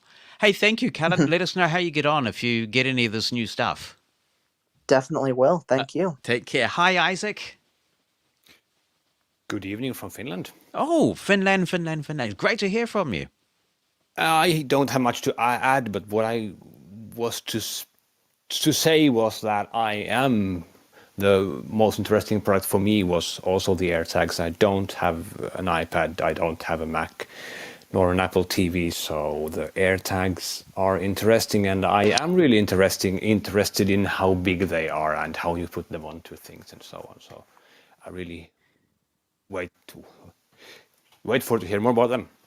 Do you use Tile at the moment? No, I have seen them being used and so on. I'm not that type who lose things, so I don't know how much I would need an AirTag, but still I'm interested in how they would work out. So I think I might get one if they make their way to Finland, and I don't see any reason why not. They did not talk anything about any countries like restrictions. So. No, I mean, these things should be pretty widely available, but I tell you, I've really got into it. When I lost my keys, it was really traumatic, and I don't normally lose things either, and I don't even know how they fell out of my pocket, and they got handed into reception after a day or so, but it was just really stressful. And so now I have one in my wallet, I have one in my on my keychain. This is the Tile, of course, at the moment. And, I do know blind people who put these tiles on their guide dog's collar in case their dog does a runner. And apparently it works quite well for that as well. So there's all sorts of applications you can find for them. Yes. Yeah. Well, if you get one, do get in touch with the podcast and let us know how they're working out for you. I'd be really interested in user experiences. Yes, sure. Fantastic. Have a lovely evening. Thanks. Maria, what are you buying? You're going to be stocking up on all sorts of things. I will be on Friday at 8 a.m. Eastern. I'll be pre-ordering those AirTags. Is that when it happens, 8 a.m. Eastern? Yeah, it's at 5 a.m. Pacific. So, yeah, 8 a.m. Oh, Eastern. man. That's like midnight here. That's preposterous. Oh, wow. Midnight actually going into my birthday. So I suppose that's all right. Oh, yeah. You can get yourself some birthday gifts. Yeah. So it's the AirTags you're excited about too, by the sounds of it. Yes, I've been waiting for these. I don't have a Tile currently. There are 2 or maybe 3 actually. Now that you mentioned the guide dog, I'm gonna actually put one on Lacey's collar. But there are 2 scenarios that I really want to use them for. One is the luggage. I've had a situation where someone took my luggage, and when they brought it back to the airport people confiscated Lacey's food that was in there, and that was So I'm not gonna have that happen again. I want to know where my luggage is. So yeah. So that, and then I have this weird. I don't know how this happens to me, but it's happened several times that when I've gone to the office, which hopefully I'll be going back into the office at some point. But I have a backpack, and it's like I go and I'm leaving and I'm walking to the bus, and I realize when I sit down on the bus and I have all this room behind me that I've left my bag.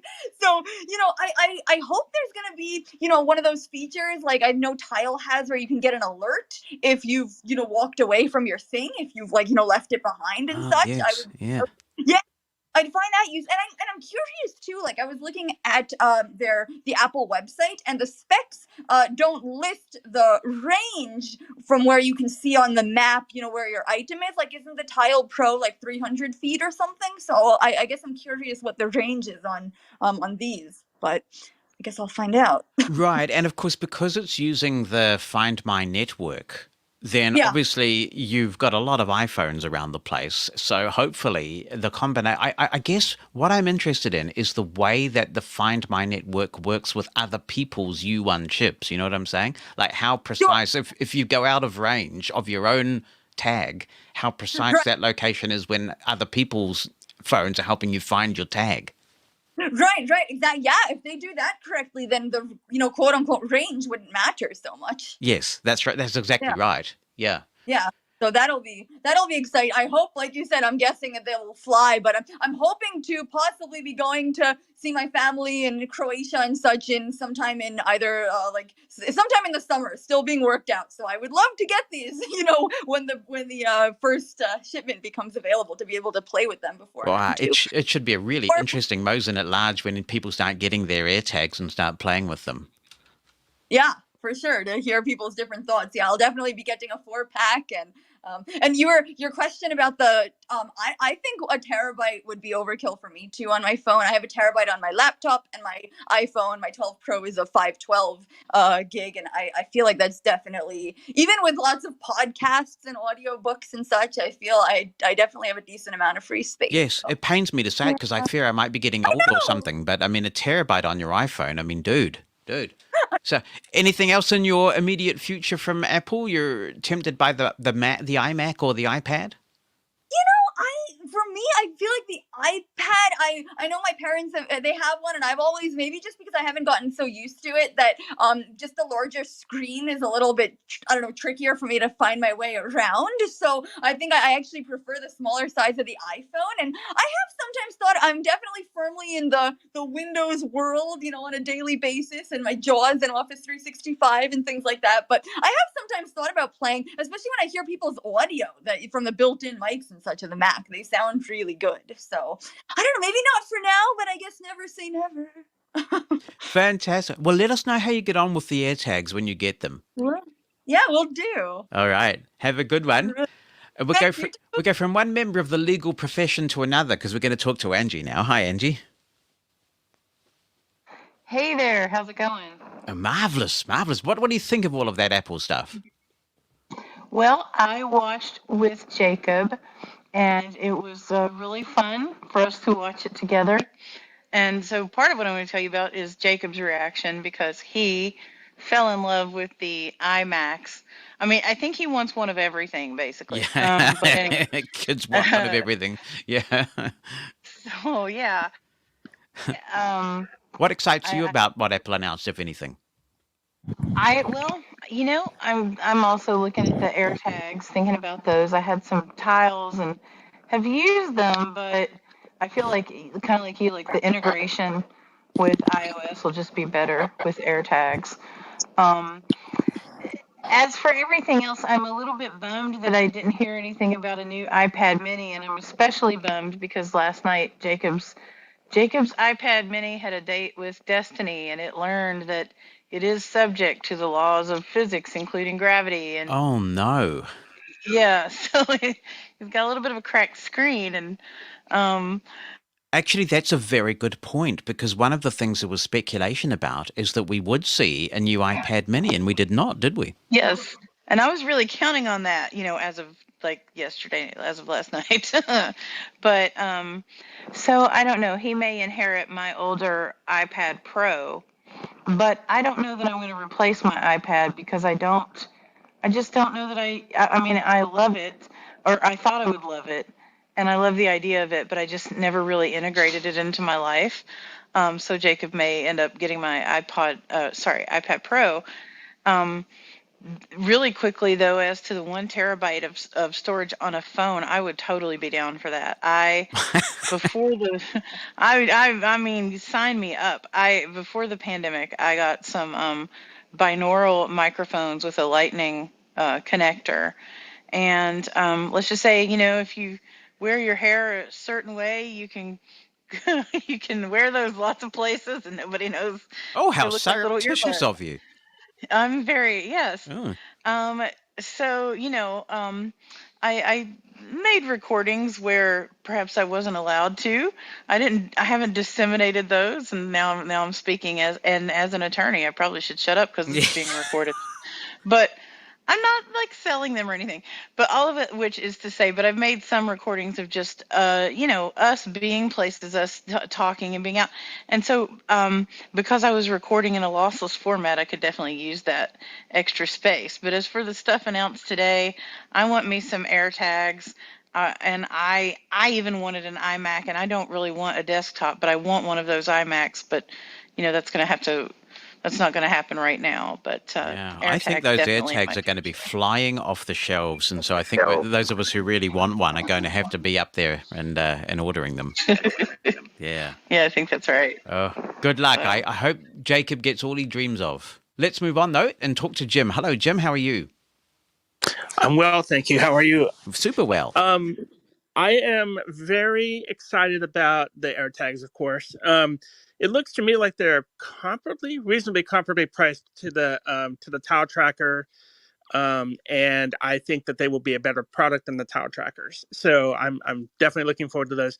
I had a question about the iPad. Did we get any clarity as to whether the new iPad has a Touch ID or not? I didn't hear it mentioned, but one of the video descriptions said something about it. So it was unclear to me whether we knew for sure if we were getting Touch ID or not on the new iPad. I did not hear that either. That's a really interesting question. I'm just trying to rack my brains to remember whether did the previous iPad Pro go to Face ID, I think, didn't it? Yeah, the Pro did. There's the 11-inch, the previous 11-inch iPad. Well, what was it? There is an iPad out there currently with Touch ID, and I forget which one it is, but I was hoping the new ones would have Touch ID, and they didn't mention it. And I don't know if they did mention it because there are other things to talk about, or if it's not there. So my hunch would be that they'll stick with Face ID on the iPad Pro. You're not a Face ID fan? I am not. I would much rather have I'd much rather have my finger than identified than my face. The other thing I wanted to mention, I think Gino mentioned earlier about tracking items that get stolen. I've had that experience where something I had got stolen. It had a tile tracker in it. And it turns out to be a really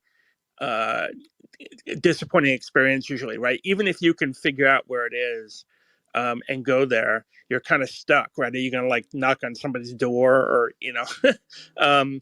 so counting on tile trackers and so on to track items that have been stolen, I think is not a good idea. I think it's a much better use case to think of it as something that will track things that you've misplaced rather than things that have, disappeared. Right. So don't count on it if someone takes your stuff. I would definitely not. The other thing I'm really curious about with the ad tag is how long if the batteries are replaceable and how long they last. Yes, we didn't get any data on that. No.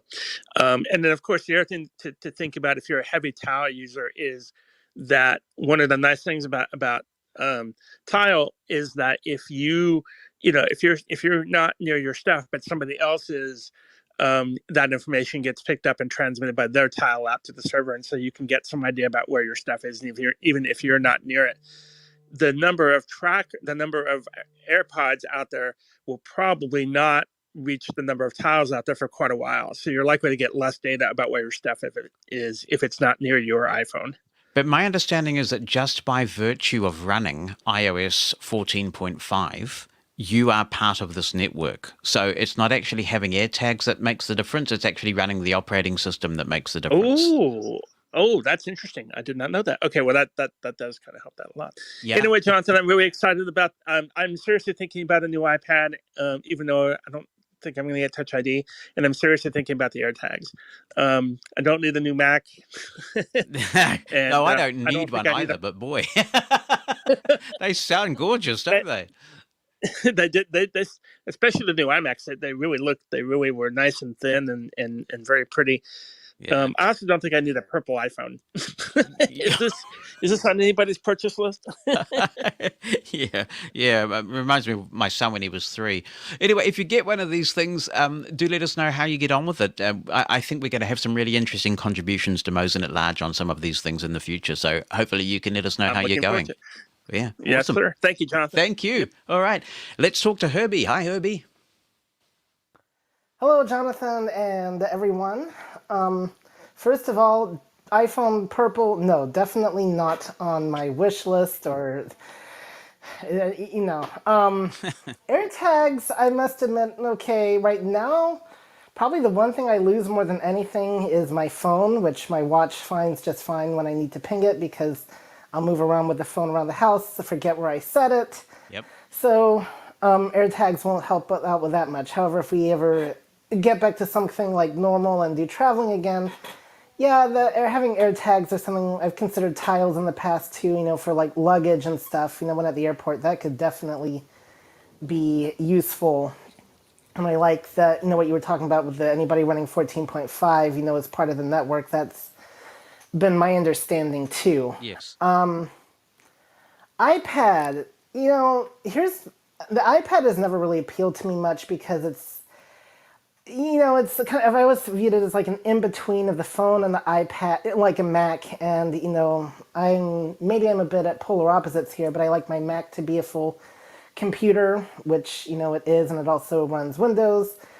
And then my phone has the nice smaller screen, like Maria mentioned. And, the few times I've played with an iPad, I get lost in that jungle of larger screen. That being said, hearing that it has the M1 chip has suddenly made it sound very interesting, but I'd go for an iMac over that with the 6 speakers. My neighbors, though, downstairs wouldn't be too happy, I don't think, with the way Apple was making it sound. That's the only slight disadvantage because we live upstairs in an apartment complex, so and then the thing, I guess, but because I'm not a fan of the iPad, I guess the thing I would love to hear is Apple saying, and now we're going to bring studio quality microphones to the iPhone.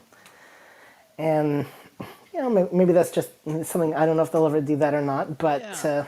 I mean, I guess there are some Android phones that do sound to me a bit better than the iPhone. There's no doubt about that. But now that they've got the stereo option, it feels like they're making some progress. I just wish that manufacturers would pay a bit more attention to audio generally, because, gosh, some of the audio we've had to endure during the pandemic when people are coming in on radio and TV from VoIP applications has been abysmal. I share your view and the view that others have expressed too. I love the concept of the iPad, and I have the first generation iPad Pro. One of the reasons why I'm not using it a lot now is that handover between devices with my hearing aids just does not work reliably. But even before that, I love the feel of it. I love holding it. But the big real estate, the amount of screen real estate, and I just can't sort of integrate it into my life. And I guess the iPad just isn't for me. But boy, do I love the concept of it. Mm-hmm. Yeah. And and then 1 terabyte phone. It's interesting because I actually downgraded when I upgraded my phone this year. I went from 250 gigs of storage to 128, and I've had this phone since about October, and so far I've not gotten anything telling me, oh, it's full, because there's so much you can do in the cloud now that that's true. Unless you really are in a situation where you don't have good internet or whatever, and or making clandestine binaural recordings. Exactly. Yep. Well, that is, well, they weren't clandestine, but I actually, as a student back when we actually went to college campuses, I don't remember if anybody remembers those, the old days of several years ago where you went to a physical location.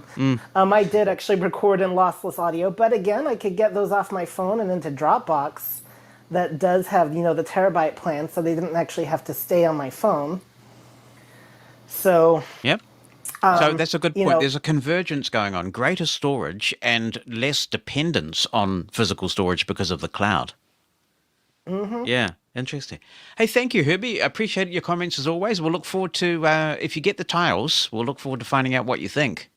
I mean, the AirTags. Oh, dear, I've just committed a mortal sin. Yeah. A mortal sin. Can I say something real quick, Jonathan? Go ahead. When we were talking about the AirTags, one thing that would actually get me interested to get those is more or less if they had a beeper on them where you could beep your phone. So in other words, backward compatible. Tile has that too, so I'm sure that AirTag does, but I don't know for sure. Yeah. Yeah, so you can. Because that would sell it for me, I think, because I more often than not am losing my phone. Right. So you can page your phone from your Tile. So I imagine you can page your phone from your AirTag as well. Because it didn't look like they had any buttons on it. Ah, well, see, we'll have to see, won't we? Yeah, I guess they want you to get an Apple Watch to page your phone, which you can also do, of course. Yeah. All right. Yeah. Not going to happen. Very good. Oh, all right. Well, you could be fit and trim, and that'll be marvelous. Anyway, Michael Fair. Hi, Mike. Hi. Hopefully I'm unmuted. You are. Yeah, well, I mean, I was pretty impressed with the event. I like the pacing. I like the description. It's great that they Rapid offer pacing, that. wasn't it? Rapid. Yeah, and it was all nicely described. That must have taken some coordination. And having Tim crawl down doing that bit of burglary to get the chip out of the M1 and bring it back and put it in the iPad Pro, I thought was clever. And revealing at the end that, of course, it was Tim Cook, this unknown burglar that snuck into Apple Park. But for me, the tags are interesting. I don't know what I'd use them for right now. I don't often lose stuff around the apartment here. When I travel, though, I have lost the odd thing or forgotten exactly where I placed my pack or something. So I suppose I could maybe use one or two. I don't think I'd need four. But it's this kind of stuff. I would absolutely go for a terabyte on an iPhone. I might do that next time if I can. I'd take it as a challenge just to see if indeed I have enough stuff that I'd like stored on it. Because I have a lot of Audible books and things that I wouldn't mind just having all handy, not having to download when I want them and stuff. So I could sort of see myself doing that and actually using, a significant portion perhaps of a terabyte. Maybe half a terabyte. I don't know. Right. But purple, I think of messy grape spill when I think of purple. That's probably... So I don't know. I've heard, though, that there is a kind of a nice-looking royal kind of purple that apparently was sort of an ancient, valuable color that could only be artificially produced or something. So perhaps there's some sort of good look factor there to that. Very good. Well, I guess we forget sometimes, especially those of us here, that people are still very locked down in some parts of the world. And so, for those of us who are getting out and about, that kind of thing, the AirTags are pretty exciting, but maybe not so much for those people who haven't returned to normality at this point. Yeah, and unfortunately for me, I've found, as I wrote in my guide, that the large real estate of the iPad kind of rules them out as very viable, even backup solutions for me. So I'm pretty much an iPhone user from this point on. Yeah. Although I think if you've seen before, I'd be very interested to hear if people who have had sight and lost it find the larger space of an iPad to be helpful, because VoiceOver would still work; it would be fully accessible. So I wonder if that might help, for some people who are used to thinking spatially much more successfully than me, to do more perhaps. Yes. With the multitasking and things. Yeah, there are certainly some blind people who love their iPads for sure. Yeah. All right, thank you, Mike. Appreciate your thoughts as always. Alrighty. Yeah, let's talk to Myrna. Hi, Myrna. We'll get Myrna to unmute. There we go. I think I'm unmuted now. I think you are, yeah. I think I am. So the AirTags, just like everybody, and I'm really excited about that. This has been my year of the Apple, so I can't really get anything else because and the Apple trade-ins were really, really good because traded in an older AirPad this last fall for a new iPad Pro, traded in my former phone for the new phone. My husband and I both traded in our old watches for the new watches. So but I'm with Maria. Come Friday, Eastern time, I am going to get it. I'm going to get the 4-pack. And I thought about the guide dog, and I thought, do you really want to do that? And I think so because, you'd say, well, why do you need it for a guide dog? Well, sometimes they just go to sleep and they don't hear you. And you say, where are they? Or you could be someplace where there are lots of guide dogs and you want to find yours. So that, and I thought about it in luggage, of course, and keys. Oh my gosh. Because, right now in the season where, well, I'm wearing one jacket. Well, it got warmer. I changed it to, where's my keys? So, my husband, when he was hearing it he said, oh, definitely for you keys, because you're always, losing keys. And the other deal I thought about, if you go someplace, when we travel, of course, luggage, but also I was thinking, you go to a convention or you go, wherever, you're in a hotel, and people used to put rubber bands on their doors so they know their room. And I thought, you could put one of these on the door of your room, and as you're going down the hall, you could find your room. That might be helpful in that too. So that might be another reason to use it. And as far as the terabyte on the phone, nah. I actually have 128, and when I was buying it, they said, do you want 250? No, I don't want to upgrade, because a lot of what's on my phone is not movies. It's not, great big stuff. It's a lot of stuff in voice stream, a lot of daisy text. Like Michael's book is on my phone in voice stream, and and some of the Mystic Access tutorials and some Bookshare books, and that's the kind of stuff I keep in there. So no, I don't think I'd want a terabyte. I do have an iPad, and we use it like if we're watching a movie, we'll use the iPad, bring it in, and it's light enough to carry, and do that. Or we have Fios. We have Verizon Fios, and they have an app called Fios TV, so you can watch TV.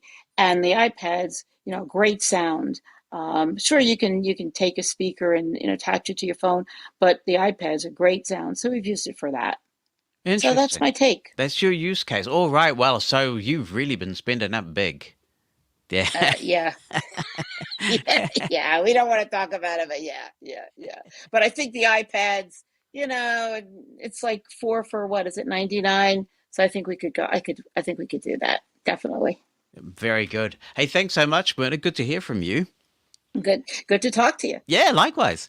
All right, now I have just brought someone up on the stage, and now I'm having a blank because it's such a busy thing, and I just had to mute somebody who was a bit noisy, who didn't mute themselves. So let's go to our next speaker. Do you want to unmute yourself if I just brought you up on the stage a few minutes ago? Yeah, hey, Jonathan, this is Adam Gaffney. There we go. Adam, how could I ever forget you? I don't know, but I'm down here on vacation in sunny Key West, Florida. Yeah, well, that's lovely. What are your thoughts on it all? Well, I didn't catch everything because I have connection issues down here, so a little bit cut off. We had some breakups down here, but I'm really curious about the AirTags, and curious about another participant asked about the range. So that's one question I had about the AirTag. So really curious about that and how they'll work, say, in a restaurant. If you want to put a tag on a wallet or something like that, if your phone will notify you if you get a certain distance away from something you want to track automatically. No, that is a very interesting thing, because I guess that most of us were thinking about, and this is the application of these things, for finding lost things rather than indoor navigation. But that's a really good point. It might be possible for you to do that, to actually use it for indoor navigation of some kind. Yeah, I'll be really curious about how they work, and looking forward to a demo when you get yours. But the Apple event was pretty good. I'm really getting impressed with how Apple does their description, and I think they're doing a heck of a good job at that now. So really impressed with how good job they do on that. Yes, they have that luxury now, don't they? Because they now have the pre-recorded stuff, so they're not in the position where they have to worry about live timing and that kind of thing. So that's really good. We're going to look look some other time, but I don't see this. Great. Well, thanks a lot, and looking forward to what the future holds for these things. Thanks, Adam. Good to hear from you. Jim East. Hello, Jim. How you doing, everybody? I was interested because I caught part of the presentation today, and the tags were very interesting. A little pricey, I think, unless you need to do a lot of things. I mean, we've talked about here at my house of like remotes and things like that. And yeah, we've had the miscellaneous item that's been gone for more than 5 to 7 days. So occasionally it would be nice to spend that money and know that those won't be buried. I too want to echo that the description about going down on the couch was pretty cool, but usually we end up just finding things that somehow have migrated to weird places in the house. How did it get there? But I'm glad they did it. Could you elaborate, Jonathan, a little bit about that terabyte thing people have been talking about? Is that something you plug in to your phone? No, so there's a 2 terabyte storage option on the iPhone, and on the iPad, on the iPad that was announced today.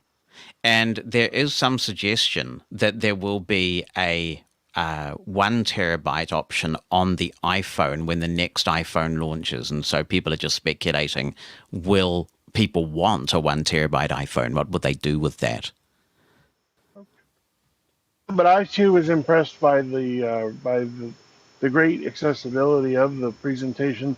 I'm gonna view it to catch up with the things that I missed. I just got pulled away, but I think they're doing a great job. I've always been an iPhone user. Well, I say always.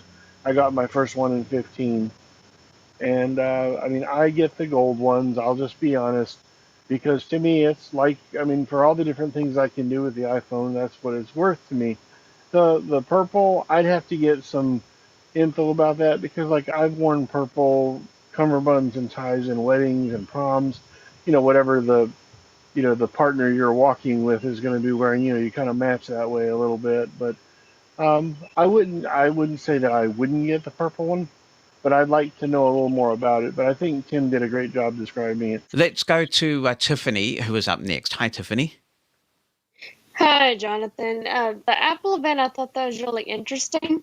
I'm thinking about these AirTags because I have a talent for placing things, so I'm thinking about getting the tile tracker. Plus the pricing compares, because I just got the iPhone 11, so I don't think I have that W1 or whatever the fancy chip is. But Yeah, so the 11 does have that, so... Okay, awesome. So I wasn't sure if it was the 11 or the 12 or which one.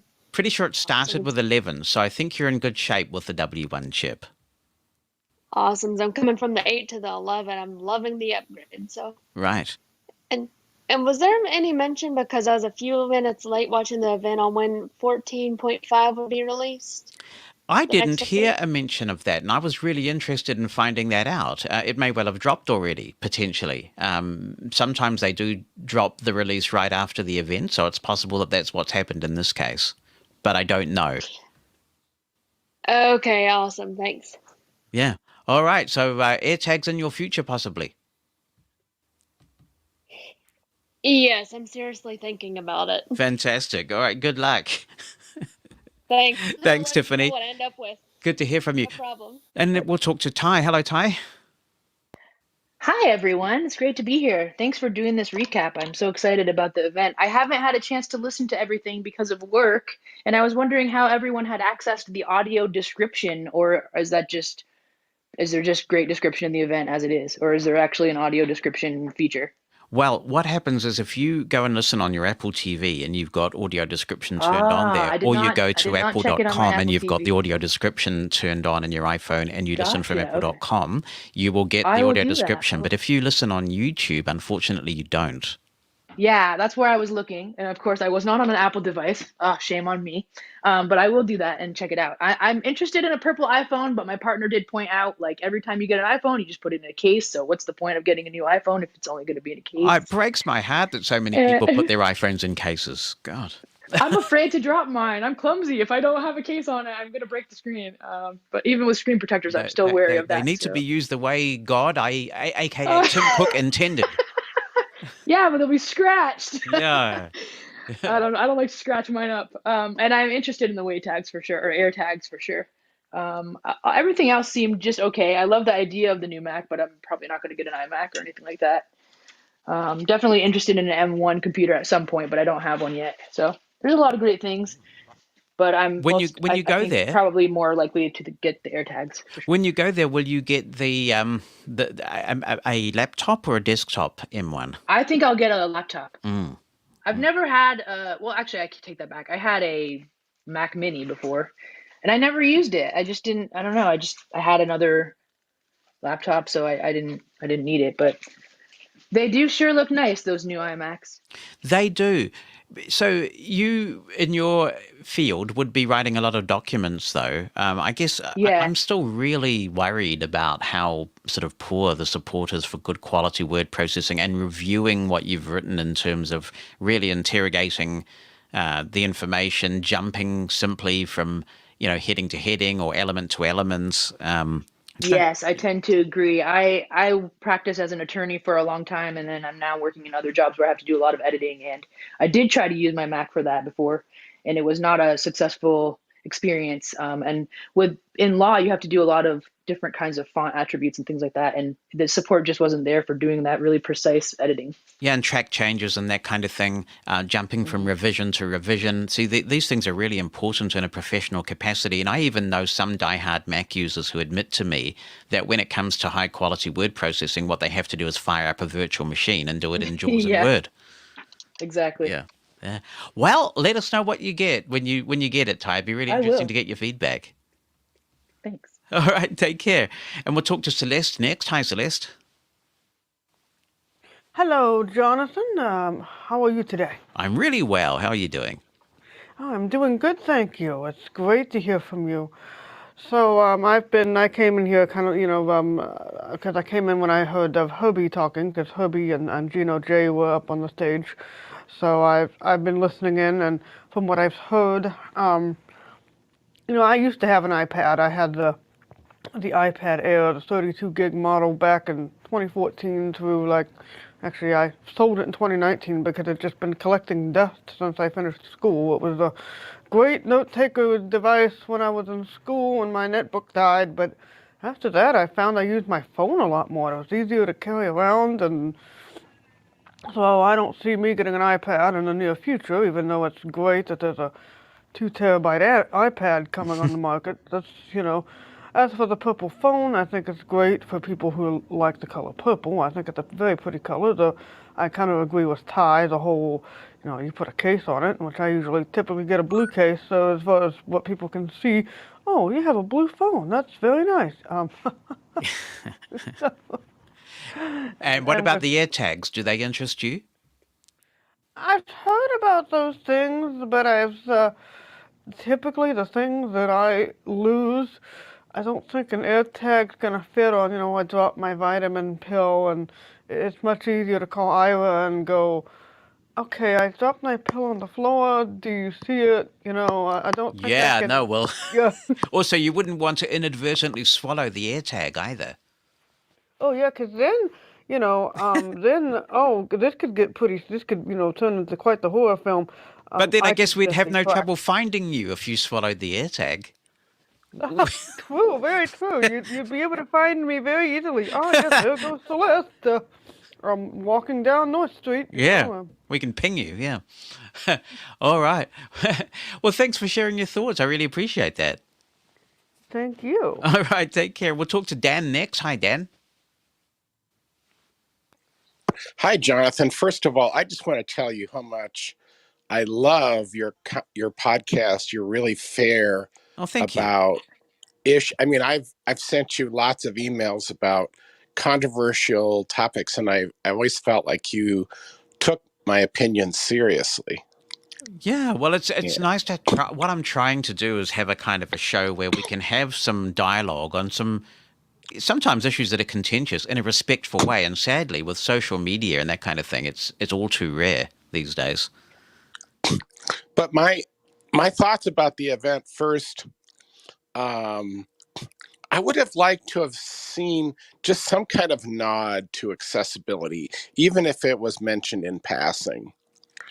And I loved the audio description, but boy, there was a lot going on. It's like, wait a minute, slow down. Wow. I mean, maybe visually, someone seeing this would be able to process things rapidly, but hearing things described, it's like there's so much going on. And of course, the trouble with audio description is that they have to fit the description into the available time. You know, if there's no dialogue for a short period, then they're going to go. And yeah. the only thing that excited me was the tags. As far as the hardware, I just got last year an iPhone 12 Pro, which I love. And then out of jealousy, because my husband bought a watch, well, I couldn't be left out. So I went and bought one the next day.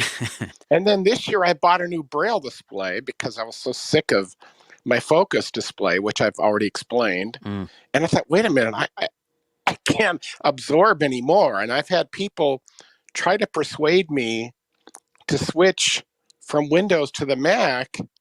And I really have felt that no one's really quantified well enough for me reasons to switch, except people talk about this trackpad interface, liking it.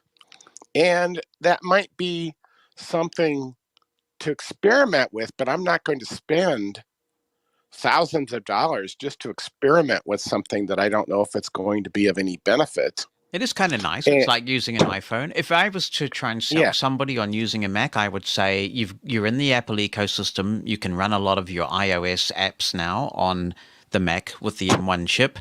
You can do FaceTime. You can do iMessage. If you're into creating audio, then the audio subsystem in the Mac is a lot more stable than Windows and gives you a lot less grief. What I would say, though... I've heard that. Yeah, it's really good. But what I would say, though, is if you're writing complex documents, it takes a lot more effort to do it well on the Mac, and there are some challenges. Yeah, I mean, I have people say, well, you could boot camp Windows. And I say, but I already have a Windows machine. It's an old Windows machine, but I'm happy with it. Yeah. I mean, the only other thing I can think of about iOS that I like is the way it syncs things more intuitively than Microsoft. I still cannot sync my Outlook calendar from my PC to my phone, and I get a different answer from Microsoft or Apple each time I call. But when I got my phone and watch, everything synced seamlessly, and I like that. Very good. Well, perhaps we can talk about some of these other things in a future Clubhouse forum. That would be good to do that. Yeah. Yeah, that's it from me. Thank you for your thoughts. You're welcome. We'll go to Paul now. Hi, Paul. Good to hear from you. I'm actually very excited about the Apple TV. I've been waiting for that thing for a year. Why is that? Because basically all we're seeing is, an improved chip, better HD resolution, and a new remote. Is it the new remote that excites you? I'm like even my wife hates the remote. I don't know anybody who likes the Apple TV remote. So what I'd like to see a really good description of that. You like it? Okay. I want to know if it actually has buttons, or are we still going to be swiping left and right and that sort of stuff. Now, regarding the chip, though, I remember when Apple TV first came out, there was a discussion that since the content was streamed, it had to be compressed. So the detail was not as nice as the detail on a Blu-ray. If the chip is faster, will the stream still have to be compressed, and will the detail be better?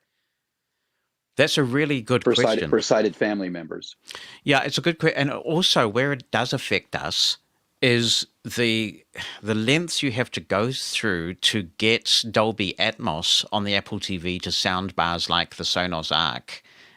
Correct. It's quite complicated. So I think we'll be really getting into the weeds to get that information, but I hope we can, because that could convince me to upgrade as well. Yeah. And I like the color balance. Again, this is pretty much for my sighted family members, but when I saw that, I said to my wife, when we get the new Apple TV, or even the new software, the 14.5 software is going to have that color balance feature in it. And I thought, you should try that just to see if it makes the colors and the picture that much nicer. Yeah.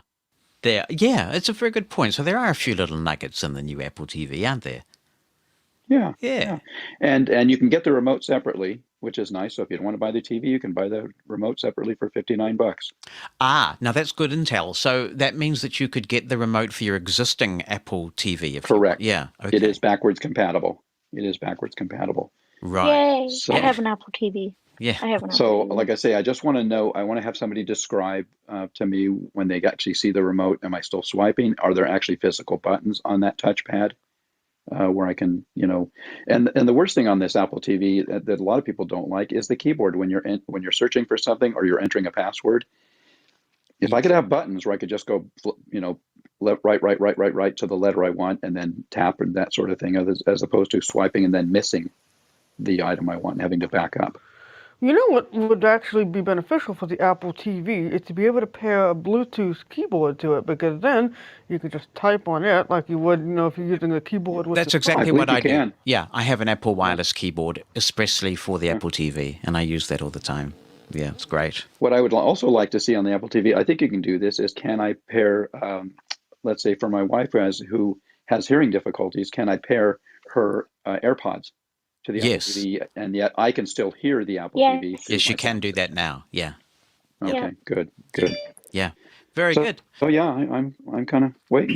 Thank you, Paul. I appreciate that. You're welcome. All right. Bye-bye. Let's talk to David Harvey. Welcome, David. Hi, Jonathan. How are you? Good.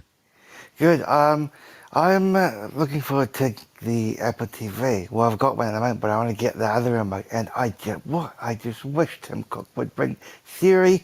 I mean, come on. It's no point having an iPhone with Siri on it, yet I can't tell her to play something on Apple TV. It's just ridiculous that we don't have Siri on Apple TV. Yeah, for those who aren't aware of this, Siri is not available in New Zealand on the Apple TV, and it's available on every other Apple device.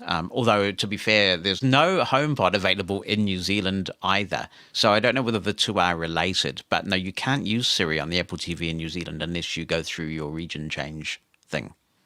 Yeah, it just seems ridiculous why that's the case, and Yeah, and they don't give you a discount for the fewer features. No, they either. don't. Yeah. No, they don't. And I'm sure there's consumer law about this. If you advertise something, then you can. Well, I can probably tell you that another day. But anyway, the AirTags, I'd probably put one in my wallet so even though I know where I keep it most of the time. And what about with these AirTags? Can you speak into them so when I tag my T-shirt or something like that, can I put a tag on my shirt so I know what colour a particular shirt I have or what colour jersey I've got? No. I suppose you can label them. You can label them in the app to tell the app what it is that you're sticking them to. But what you're describing sounds like an application for something like the Wayfinder tags or something like that. But I think it'll be interesting because clearly the way that Apple is positioning this is as a finding lost things device. But it may be that because of the U1 chip, blind people find inventive ways to use them. And I think it'll be really cool to see what happens there. Yeah, but we'll have to see how things go, and the demo's coming. When you get yours, I'm sure you'll be looking forward to getting yours on the 30th of April. Yeah, well, I think there'll be a lot of demand for them, so we'll have to be up early. Yeah, and I just hope we do get Siri someday. I mean, this is a joke. Yeah, I agree. All right, let's talk to Adrian now. Hi, Adrian. Hi, how are you? Good. How are you going? Yeah, fine, thank you. Yeah, I think what was appealing more for me was the new iMac. Either I'm completely blind. Yep. But I think time to time it is good to have a big and nice screen there, isn't it? I've got kids and they are watching movies and this kind of things, and it's great. But the sound part of the iMac is more appealing for me. Of course, being a podcaster and, involved in sound editing and this kind of things. And also the connection of the new iPad with the Mac one. They have Thunderbird connections apparently. So I don't know how good the integration of the various new interfaces with Thunderbird connections will be with the new Mac. That will open a great opportunity for making the iPads together with an audio interface very mobile setup for podcasting, isn't it? Yes, yes, indeed. That's true. The trick will be to finding a really good quality app that works efficiently. So, Yeah. I'd love to see some of the apps. I think Hokusai is actually the closest one that I've seen that gets there in terms of really easily selecting tech audio and working with it on the Audio, iPad. yeah. But I'd love Yeah. to see, gosh, if they would bring Reaper over to the iPad, for example. Ferrite as well. Ferrite probably with the keyboard in combination with the physical keyboard will Yes. be an option as well. Yeah, so that again is another point which is appealing. And so, with the in the priority list of my new shoppings with Apple, I think was the M1 Mac Mini, but now I'm just wondering to be Mac Mini or to be the new iMac. It was not clear for me. Choices.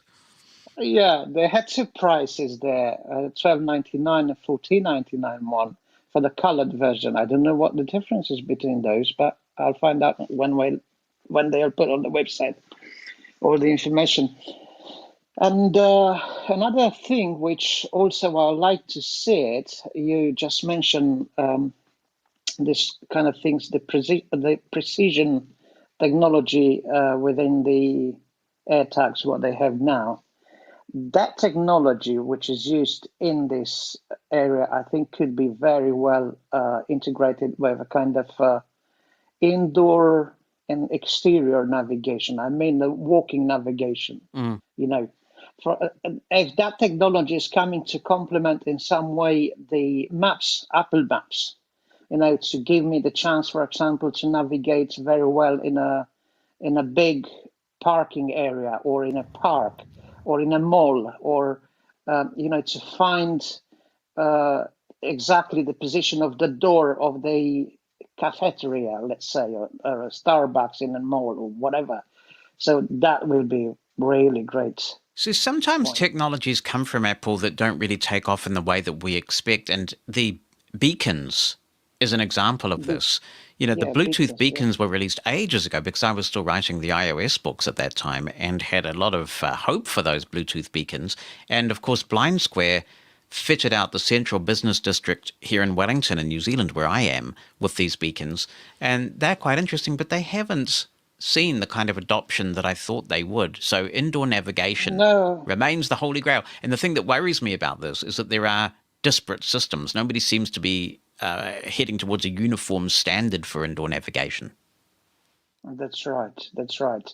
So, in many situations, various small businesses or companies or startups, they do things how they think it is good to be, or they have rough consultation with blind people or a small group of blind people. They figure out a way to, they have a guess altogether, if you wish. It's not standard to make properly an indoor navigation, not only for blind people, but for sighted people as well.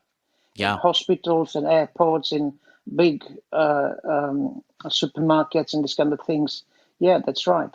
And as I said, I don't know why the beacon didn't get too much market, but I think probably one of the weak points of this was the lack of the sharing the information, and not only sharing the information, but demoing the apps working together with beacons, because especially blind people, they are quite resistant when it's about adopting new technologies. So if you want to have blind people to adopt navigation using beacons, go there, make demos wherever you have the chance to do it, in any podcast channel or any media you can think of. to be everywhere. For example, a couple of years ago, I said, I'm fed up by Ira. Everywhere I'm turning my head is Ira here, Ira here, Ira there, Ira there. Ira was everywhere. Yes. Every single. Yeah. Why they didn't sitting that way with the beacons technology? Well, I suppose, that's an interesting question. You know my point. Yeah. But yeah, all right. Let's talk to Ibrahim now. Hi, Ibrahim. Hey, Jonathan. Good coverage. I did not catch the event, but I'm gonna go look at it. Really interested in the AirTags, even though I have one pair of headphones with the Tile technology built in. So I guess I have both of them come next week. I guess my only question was with the iPad Pro. I'm hoping that somebody says there's a Touch ID even on the side or something, because I'm really not a fan of Face ID. And finally, with the Find My network, can you have both the Tile and AirTags in them, or do you have to use the Tile app still? You still have to use the Tile app at the moment. My understanding is that Tile can integrate with the Find My network if they want to, because it's open to third-party accessories. But whether they will, I've been like the other people, and the app isn't that accessible right now with Tile. Yeah, I use the Tile app. It's not the best, but it's usable. Yeah, I don't know. I guess because I haven't used it much, but I found it a little harder to navigate in the Find My app, so I'm waiting for the AirTags. Right. Yep. Well, the Find My app's looking in pretty good shape. Sometimes I do see some minor focus issues in the Find My app, but there's nothing that we can't cope with there And for sure. I want to let you guys know that next week is iOS 14.5. I just saw it on CNET. They're saying it's going to drop. So next week? Yes, next week iOS 14.5 for the public. Okay, that's useful intel. See, so for those listening on the podcast of this, we jumped on right after the event, so I'm sure that the media outlets are clarifying that. Thanks very much for that, Ibrahim. I appreciate that. No problem. Thanks for the podcast and everything. Have a great day, Jonathan. You too. We'll talk to Judy next. Hi, Judy. Hi, Jonathan. Can you hear me? I can hear you, which is always good. Okay, good. Just wanted to ask you what you thought about the new podcast rules. Evidently, they're not going to, they said ad-free podcasting, and they said they were revamping all that. So I wonder what you think about that. I mentioned this way at the beginning, so you might have missed my comment on that, but I'm concerned about this. What we're seeing is a fragmentation of podcasts. In the early days, you could get your podcast with any podcast app that you liked, and there may be various reasons why you chose the podcast app that you did. Now what we're seeing is people trying to exclusivize, if that's such a word, podcasts to certain providers. So Spotify really started this in a major way, and now you can get Spotify exclusive podcasts. And the data is suggesting that in 2021, at least in the mainstream audience, Spotify is going to overtake Apple as the number one source from which people get their podcasts. So Apple's responding to this with this new podcast subscription feature. It does sound potentially a bit more open than what Spotify is doing. Spotify kind of shoulder taps individual podcasters and says, "Kid, we're gonna make you a star." And, but it sounds like as a creator, you can sign up to this service. And I'm going on what they said at the event, so there'll be more details on this, that you can choose to then distribute premium content for a subscription through Apple Podcasts app, and then they will take a cut, I have no doubt of that, in the same way that they do for the App Store, but that you will then be able to get paid for your content. My view on this is that Apple's Podcasts app is pretty mediocre, and if I have to, if someone's trying to force me to listen to a podcast in Apple Podcasts instead of Castro, I will not listen. But that's just me. I don't like the app. I think it's a horrible app. What do you think of it, of what they're doing? Well, I don't really like it because I know a lot of small podcasters who may have one or two small 30-second ads, and that pays their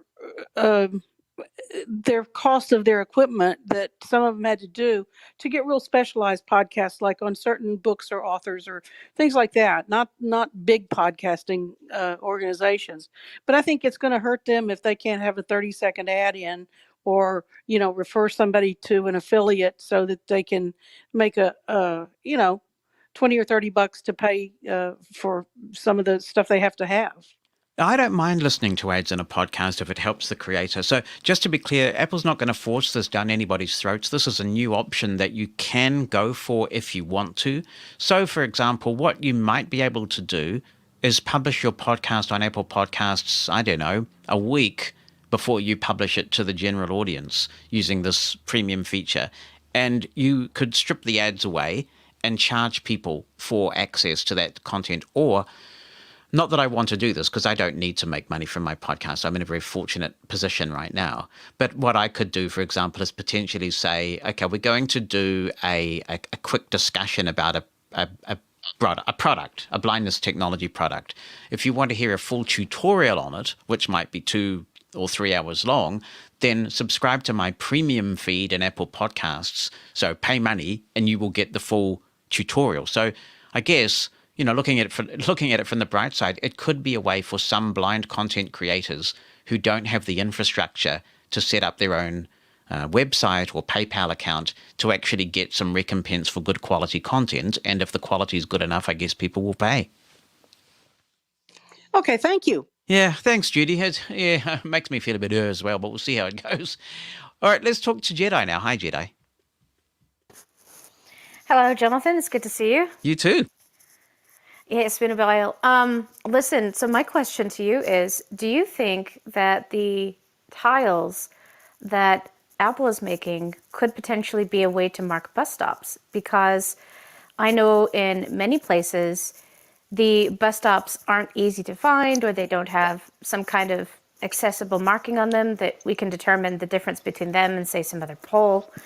And in my community, that's particularly problematic. And so I'm wondering if you think, or if it's been sort of discussed, that they might be able to withstand some weather. And if so, that could be an interesting way to use this technology. Thank you. Thanks, Jedi. It could be, except that as I understand the way tiles work, there's no way to crowdsource their broadcast. So you, for example, could attach a tile to a particular door, and with the U1 chip in the phone, it would take you right to that door. But to the best of my knowledge, that would only be broadcastable to you. I haven't heard of it, and this could be a feature request for Apple Accessibility. If there was a way to set up an AirTag so that you could broadcast its whatever it is labeled as to the general populace, then you could label rooms in this way. And as again, with that W1 chip, a whole bunch of people who want to find that location could do it. But my understanding is the way they've structured it at the moment, it's a personal thing. So one tile belongs to one individual. It's encrypted to your iCloud account, and no one else can actually see what that what that AirTag is broadcasting other than you.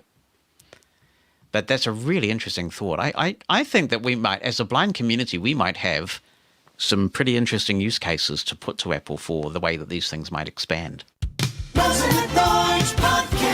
More on the very important subject of ableist language, and a follow-up to the piece that I did 2 or 3 weeks ago on this show, where I played for you extracts of an interview with a politician in New Zealand about which I lodged a formal complaint.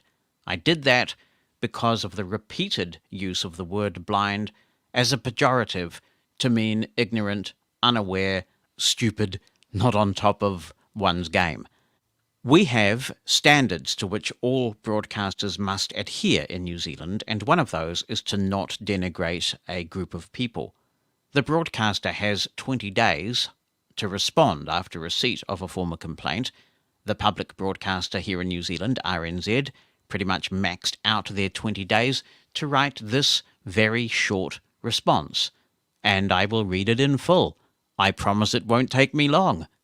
Dear Jonathan, I write in response to your formal complaint about an interview between RNZ reporter Phil Pennington and presenter Susie Ferguson, broadcast on Morning Report on 17 March 2021.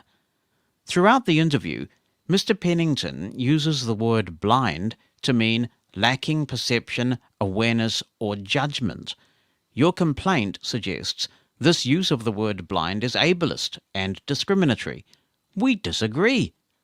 Mr. Pennington, is in fact employing a very well-established meaning of the word blind, which has special significance when applied to matters of ministerial responsibility, in this case describing what the Environment Minister could be assumed to know or not know about hazardous waste at the Rio Tinto aluminium smelter. Given that the language in question is a legitimate use of the word blind, and since the discrimination and denigration standard cannot be applied to any genuine expression of serious comment, analysis, or opinion, your complaint was not upheld. It then goes on to tell me what I already know, that I can now take the complaint to the Broadcasting Standards Authority, which I will, with a lot of additional evidence, including that excellent article that I referenced last week that was published on the BBC about ableist language, and letters of support from various relevant people in New Zealand asking the Broadcasting Standards Authority to send a signal on this matter by upholding the complaint. It is a very lazy response to the issues that I raised, because in my complaint, which I also read here on the podcast, you will be aware that I acknowledged that the use of the word blind in this context has indeed been common usage. The question is it appropriate, as we accept the danger that these words can do when used in a pejorative sense, for this to continue in 2021?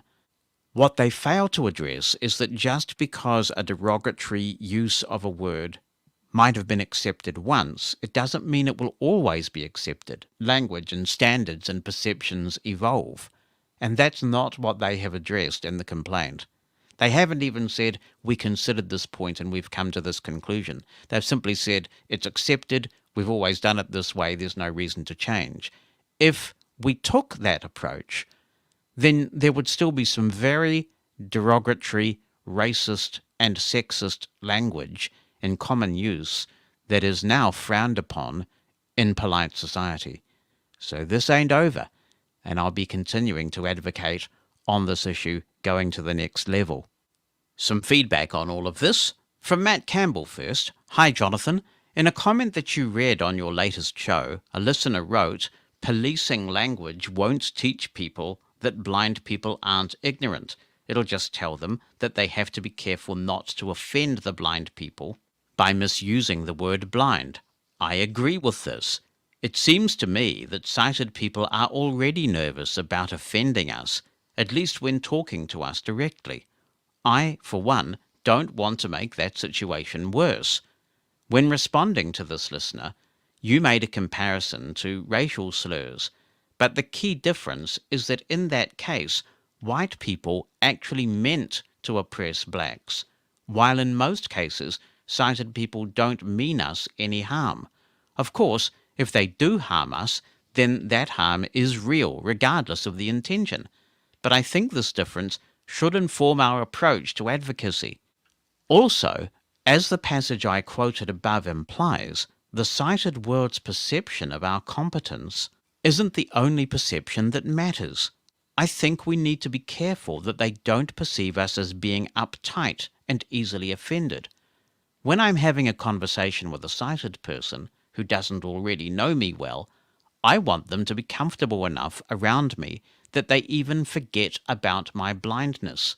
Then, if they say or do something that assumes I'm sighted, we can have a brief, awkward moment, laugh it off, and carry on.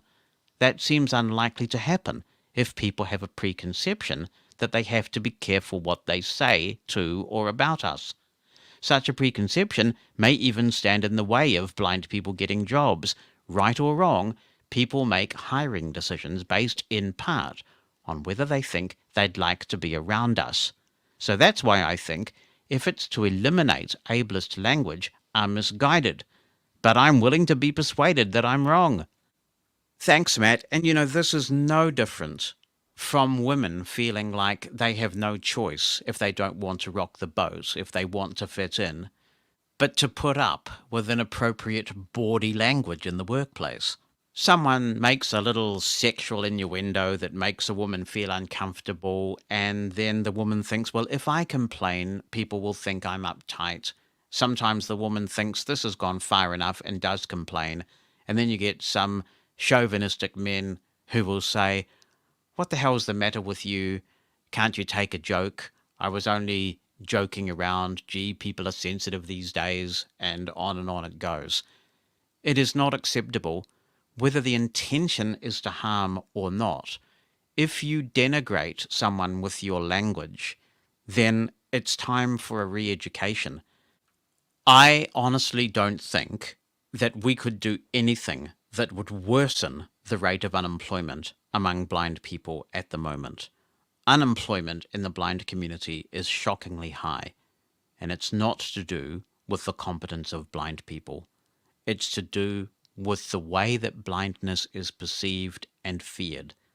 And one of the reasons why it is perceived so poorly and feared so much is that we allow these derogatory uses of the word blind to be synonymous with incompetence and stupidity to go unchallenged. Those things turn into what are called unconscious bias, which means that even without thinking about it, because you're constantly bombarded with those messages, it seeps into your subconscious so that when you make a hiring decision, you're not even fully aware that all of those messages have built up to make you predisposed not to pick the potential blind employee. I do not get those who say, "I want people to forget I'm blind." I'm proud to be a blind person. It is a part of my identity. And I don't want people to forget that I'm blind. I want to live in a society that accommodates my blindness and celebrates my blindness. I certainly don't want to live in a society where blind people have to walk on eggshells and not say how they really feel in case they offend sighted people who are using the word blind, a characteristic I possess and am proud of, in a manner that equates it with incompetence. We need to take the lead from historically oppressed and disadvantaged communities who have made significant progress, much more progress than we have, like women, ethnic minorities, and the LGBTQ community. Because we really have to ask ourselves, how is it that we have made astounding technological progress, and yet we're still facing such dire unemployment statistics?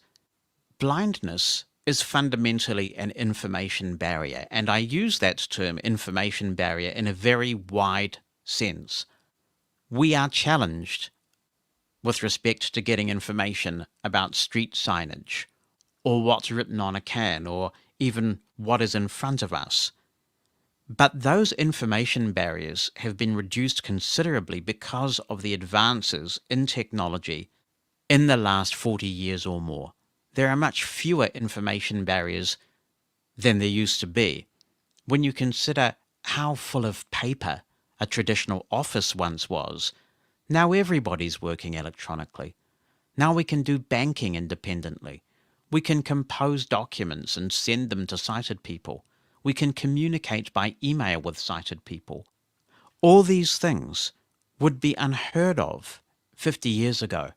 And yet the unemployment rate among blind people is still really high. And I submit that one reason for that is the subconscious biases that people have constantly put into their heads through this appalling messaging, associating blindness with cluelessness.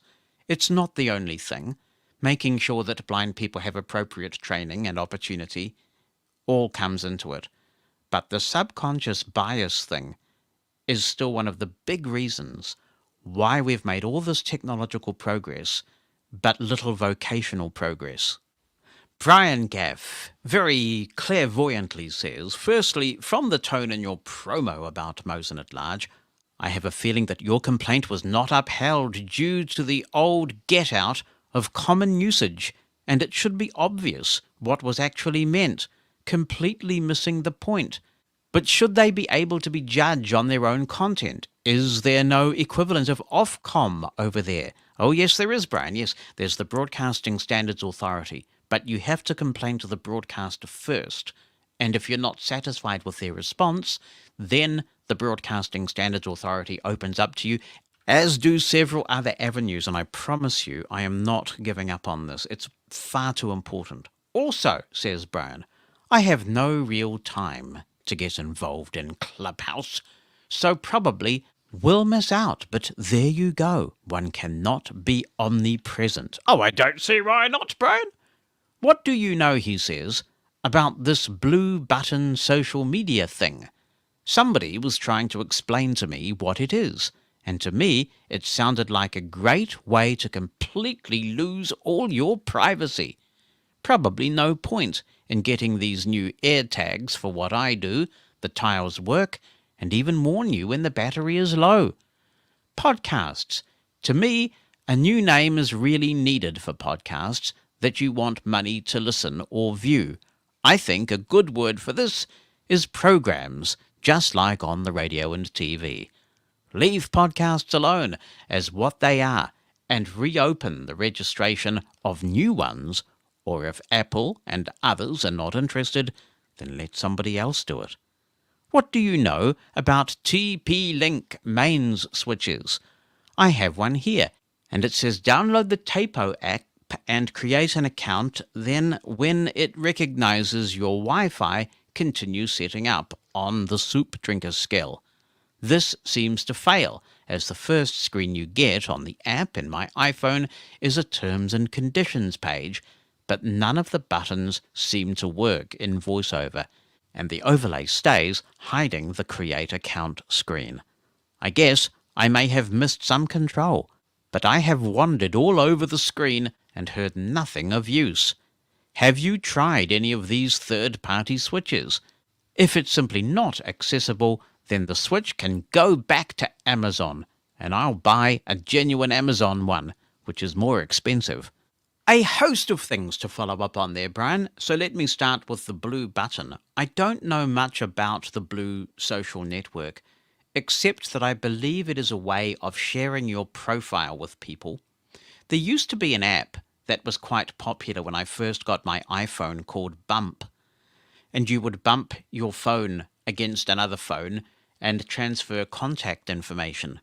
I'm not sure what happened to that, but this seems quite similar, with the blue button stuck to the back of your phone, and if you are using this blue service, then you are able to transfer your profile, which contains, I guess, contact information and various other things, from one phone to another. But my understanding is you do have to initiate the transfer.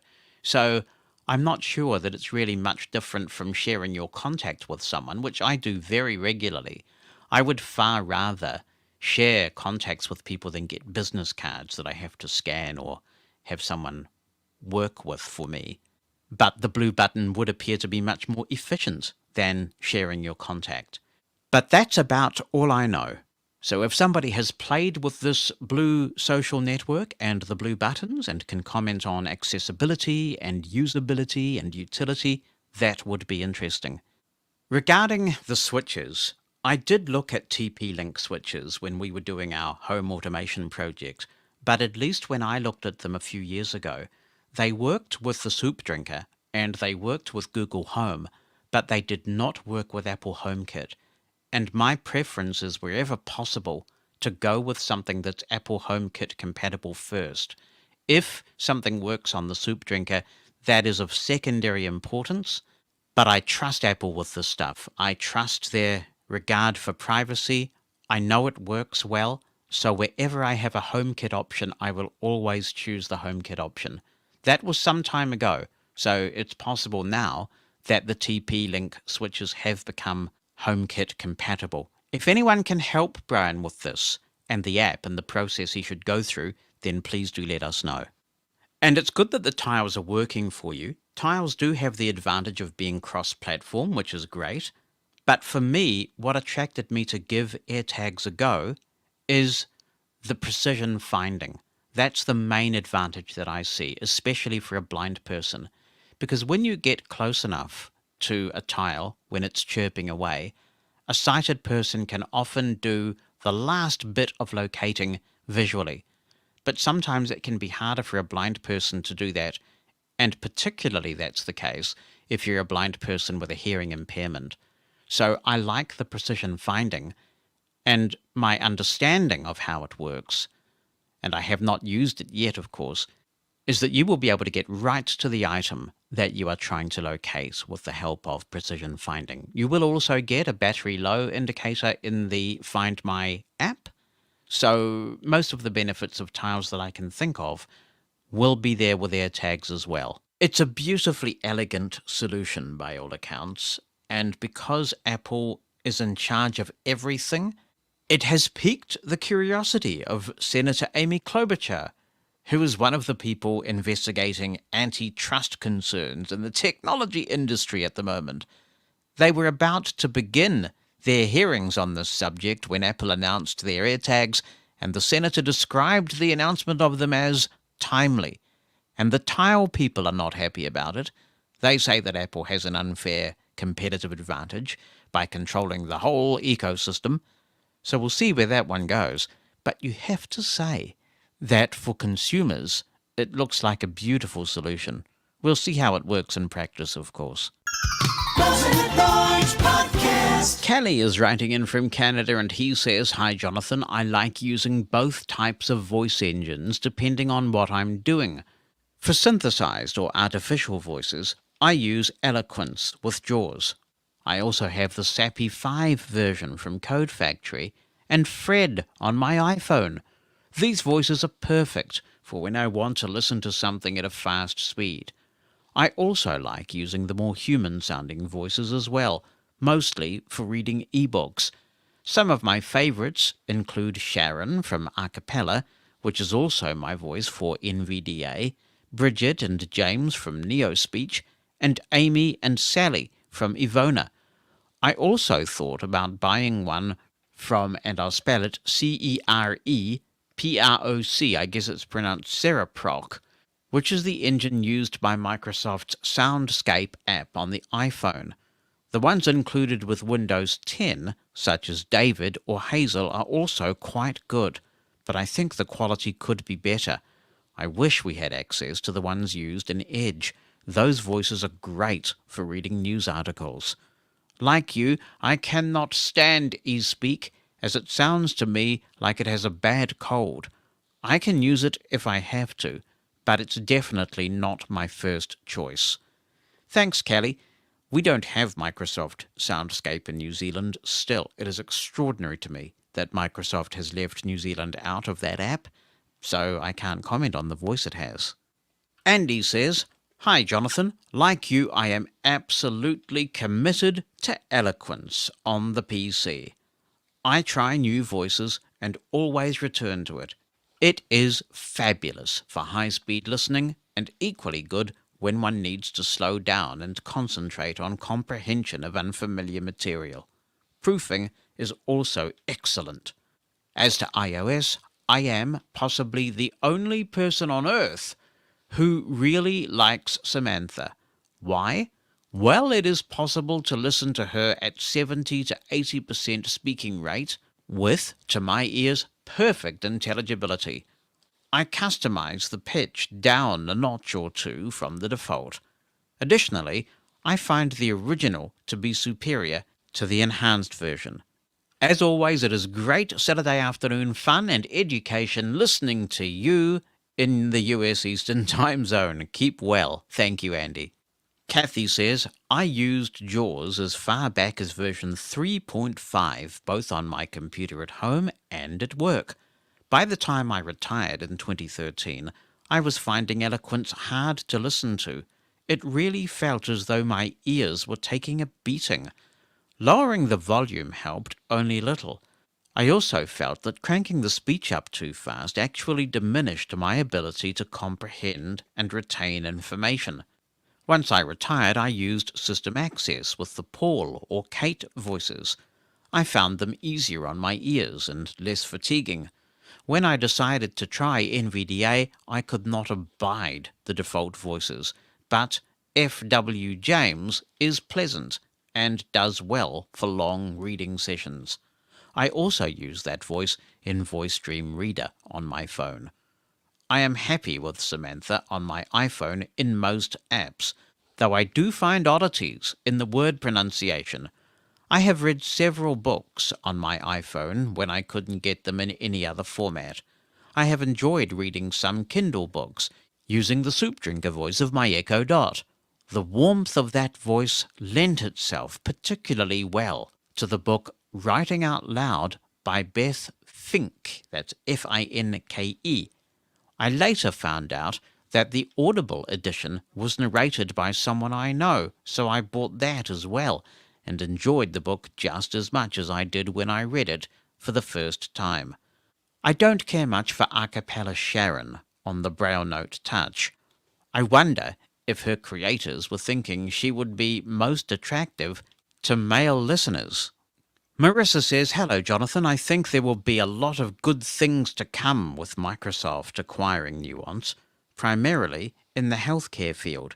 However, I know that Dragon Dictation is owned by Microsoft, and as you mentioned, a lot of speech synthesizers are owned through Nuance Communications, which brings me to the highlights of my post. I would absolutely love if the Eloquence synthesizer was brought to iPhones. I too find it very responsive. I have asked Apple over the years to consider this. I think that a lot of people would have to petition Apple for this. I haven't had much success when writing to them about adding Eloquence. So I call on your listeners who like Eloquence as much as I do to please kindly ask Apple to have it put in as a possible text-to-speech engine for VoiceOver. This would make me the happiest iPhone user in the world. As it relates to what speech synthesizer is the best in the world, I think it depends on people's usage and technology skills. For myself, I prefer Eloquence, which I use with JAWS. I like Eloquence for the computer, as the pitch changes enough for me to differentiate whether I'm typing in capital letters. I also find that I can understand more robotic speech a bit better. However, for applications such as Kurzweil 1000, I use the NeoSpeech text-to-speech engines. I don't remember if Eloquence is supported within Kurzweil. I think, Marissa, if you got the SAPI 5 version, then it would be yes. Marissa continues, from the brief times I have heard demonstrations on MacBook, I love Alex. Claire Page writes, hi, Jonathan. Thanks for making Mosen at Large such an interesting podcast, and thanks for helping me discover new things through it. For a start, Castro has become my podcatcher of choice since the beginning of 2021. Its layout and the way it works are both great, and I have an annual subscription so that I can make use of all the features it has to offer. Thanks too for recommending Siri shortcuts. I started with the automation explained in an episode sometime last year for finding out when my iPhone's battery was either at 40% or 80%, and went on to use shortcuts for several other things, including transferring podcasts from Apple Podcasts to Castro. Finally, thanks to your recent demo, I have started using Speak Screen. I do a lot of reading in Apple books, so now I can do so with the screen locked, and as I tend to read at night, I temporarily turn VoiceOver's speech off while reading to stop it announcing page numbers. As a bilingual person, I read in both English and French, so here are my thoughts about words concerning disability in both languages. There are two commonly used expressions in English which I thoroughly dislike, namely sight loss and wheelchair bound. Although I have literally experienced sight loss myself, having been able to see colours and slowly read large print as a child, but having only light perception in middle age, I agree with those who have never had any sight that this is a bad general term to use. I'd rather use visual impairment, which for me could mean any kind of imperfect sight, including none at all. I have never used a wheelchair, but I know several people who do, and I don't consider them bound in any sense. In fact, it gives them more freedom, whether they propel the chair themselves or need to have it pushed by someone. There are also some French terms for disability which I'd rather not hear. Fear not, though. I don't expect you to speak French. I'll translate them into some English. The French still use the words invalid and invalidity. In fact, as a disabled person resident in France, I have had what they used to call an invalidity card, allowing certain privileges for disabled people, such as discounts for rail travel. But when I renewed that card in 2019, I noticed that its name had been changed to Mobility Inclusion Card instead, which sounds more positive. In France, blind people are often referred to collectively as visually deficient, which sounds negative to me. But even though there is a French word for blind, it's more common to talk about blind people as not seeing or badly seeing. The French still often use the word handicapped for disabled people, especially wheelchair users, a word which I haven't heard in English for a long time. Whatever we prefer to call ourselves as blind people, most of us use text-to-speech. And as you reminded us with the contributions in the latest episode of Mosen at Large, tastes in TTS are very varied and very subjective. My personal preference is for the more human-sounding voices. I think this started when I got JAWS 3.5 in the year 2000, and it was packaged with a set of human-sounding voices for different languages, which I liked. I have never felt the need to run speech at extremely fast speeds, and I'd rather work with a voice I find more pleasant as much as I can. Having said that, I wouldn't refuse to use a more electronic-sounding voice if I didn't have the choice, and I totally understand the reasons why people have a preference for Eloquence or eSpeak or any of the other more electronic voices. Since 2011, I would say I am a vocalizer girl, using it both with NVDA and VoiceOver on iOS. Lee is my everyday English-speaking NVDA voice. My default voice on iOS for UK English is Kate. And I have French and German voices in both NVDA and VoiceOver. Whichever voice I use, I prefer the premium one. I also find Alex good for reading, sometimes in Kindle, but mostly in Apple books. I don't know whether it's his inflection or the fact that he breathes, which makes him a good reading voice for me on my iPhone. I know we'll never have the same opinions about TTS and quite a few things, but it's good to hear so many different points of view on so many subjects in your podcasts, and I look forward to continuing to listen to Mosen at Large for many episodes to come. Thank you, Claire. Glad you found Castro.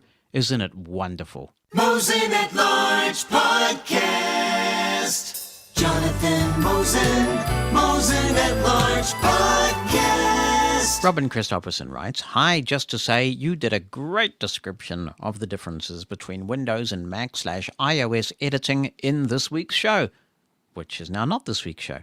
"In case it's of use as a way of thinking about how the cursor works, for me at least, the best way of describing it is that whatever is passed over is what is read out. That, in a nutshell, will explain everything you need to know. The thin, flashing bar is always between two characters, and the direction you use to get there and the amount you jumped dictates what will be read out when it lands there. This behavior explains why you can left and right arrow over a character and it will always read out the same character. Ditto when moving forward and backwards over a word. So remember that as you cursor through a word or sentence, what is spoken is always the thing to the left of your cursor. Apple's rules of cursor navigation also dictate that the cursor lands at the end of each word as you move forwards through a sentence by words which you mentioned in your description. And if you remember this, along with the bit above about what is passed over is spoken, then you should be able to more easily break the habit of thinking that you're on the beginning of the word just read out, as has always been the case in Windows. Huge learning curve, but not insurmountable. I find I am able to switch the mental map as I move between Windows and macOS on my Mac with its virtual machine. BTW. That's by the way. That tick box to switch behavior to make navigating more Windows-like on macOS is very buggy, and so not really viable as an option. Half the time, when you arrow or jump around with that option ticked, nothing is spoken at all. Ah well, I'll keep up the mental gymnastics for now. Thank you, Robin. It's a shame to hear, because when I had macOS, I don't recall there being an issue with it. It's a shame that has regressed. We live in a country, at least I live in a country, where the 30th of April is going to come a bit earlier than the 30th of April comes to most of you, and therefore we will receive the Apple AirTags a bit earlier than most. And I will jump into the studio and try and figure out what's going on. We'll unbox the AirTags, we will add them to the iPhone in the Find My app, we'll take them for a bit of a spin and see what the AirTags are like. So we will publish that as soon as it's done to the podcast feed. And of course, if you listen here rather than on the podcast feed, then we will play it for you next week. Also, don't forget, the Blind Podmaker community is going great guns. Check out the Blind Podmaker podcast feed for a bunch of really cool things about podcasting from a blindness perspective. And that's where we wrap it up for this edition of Mosen at Large. Thank you so much, because without you, well, we'd struggle to fill 3 hours, wouldn't we? So I really appreciate it. Stand by if you're listening on Mushroom FM, and if you're not, do retune, because Steve Cutway is next with the early years, and I'll see you throughout the week.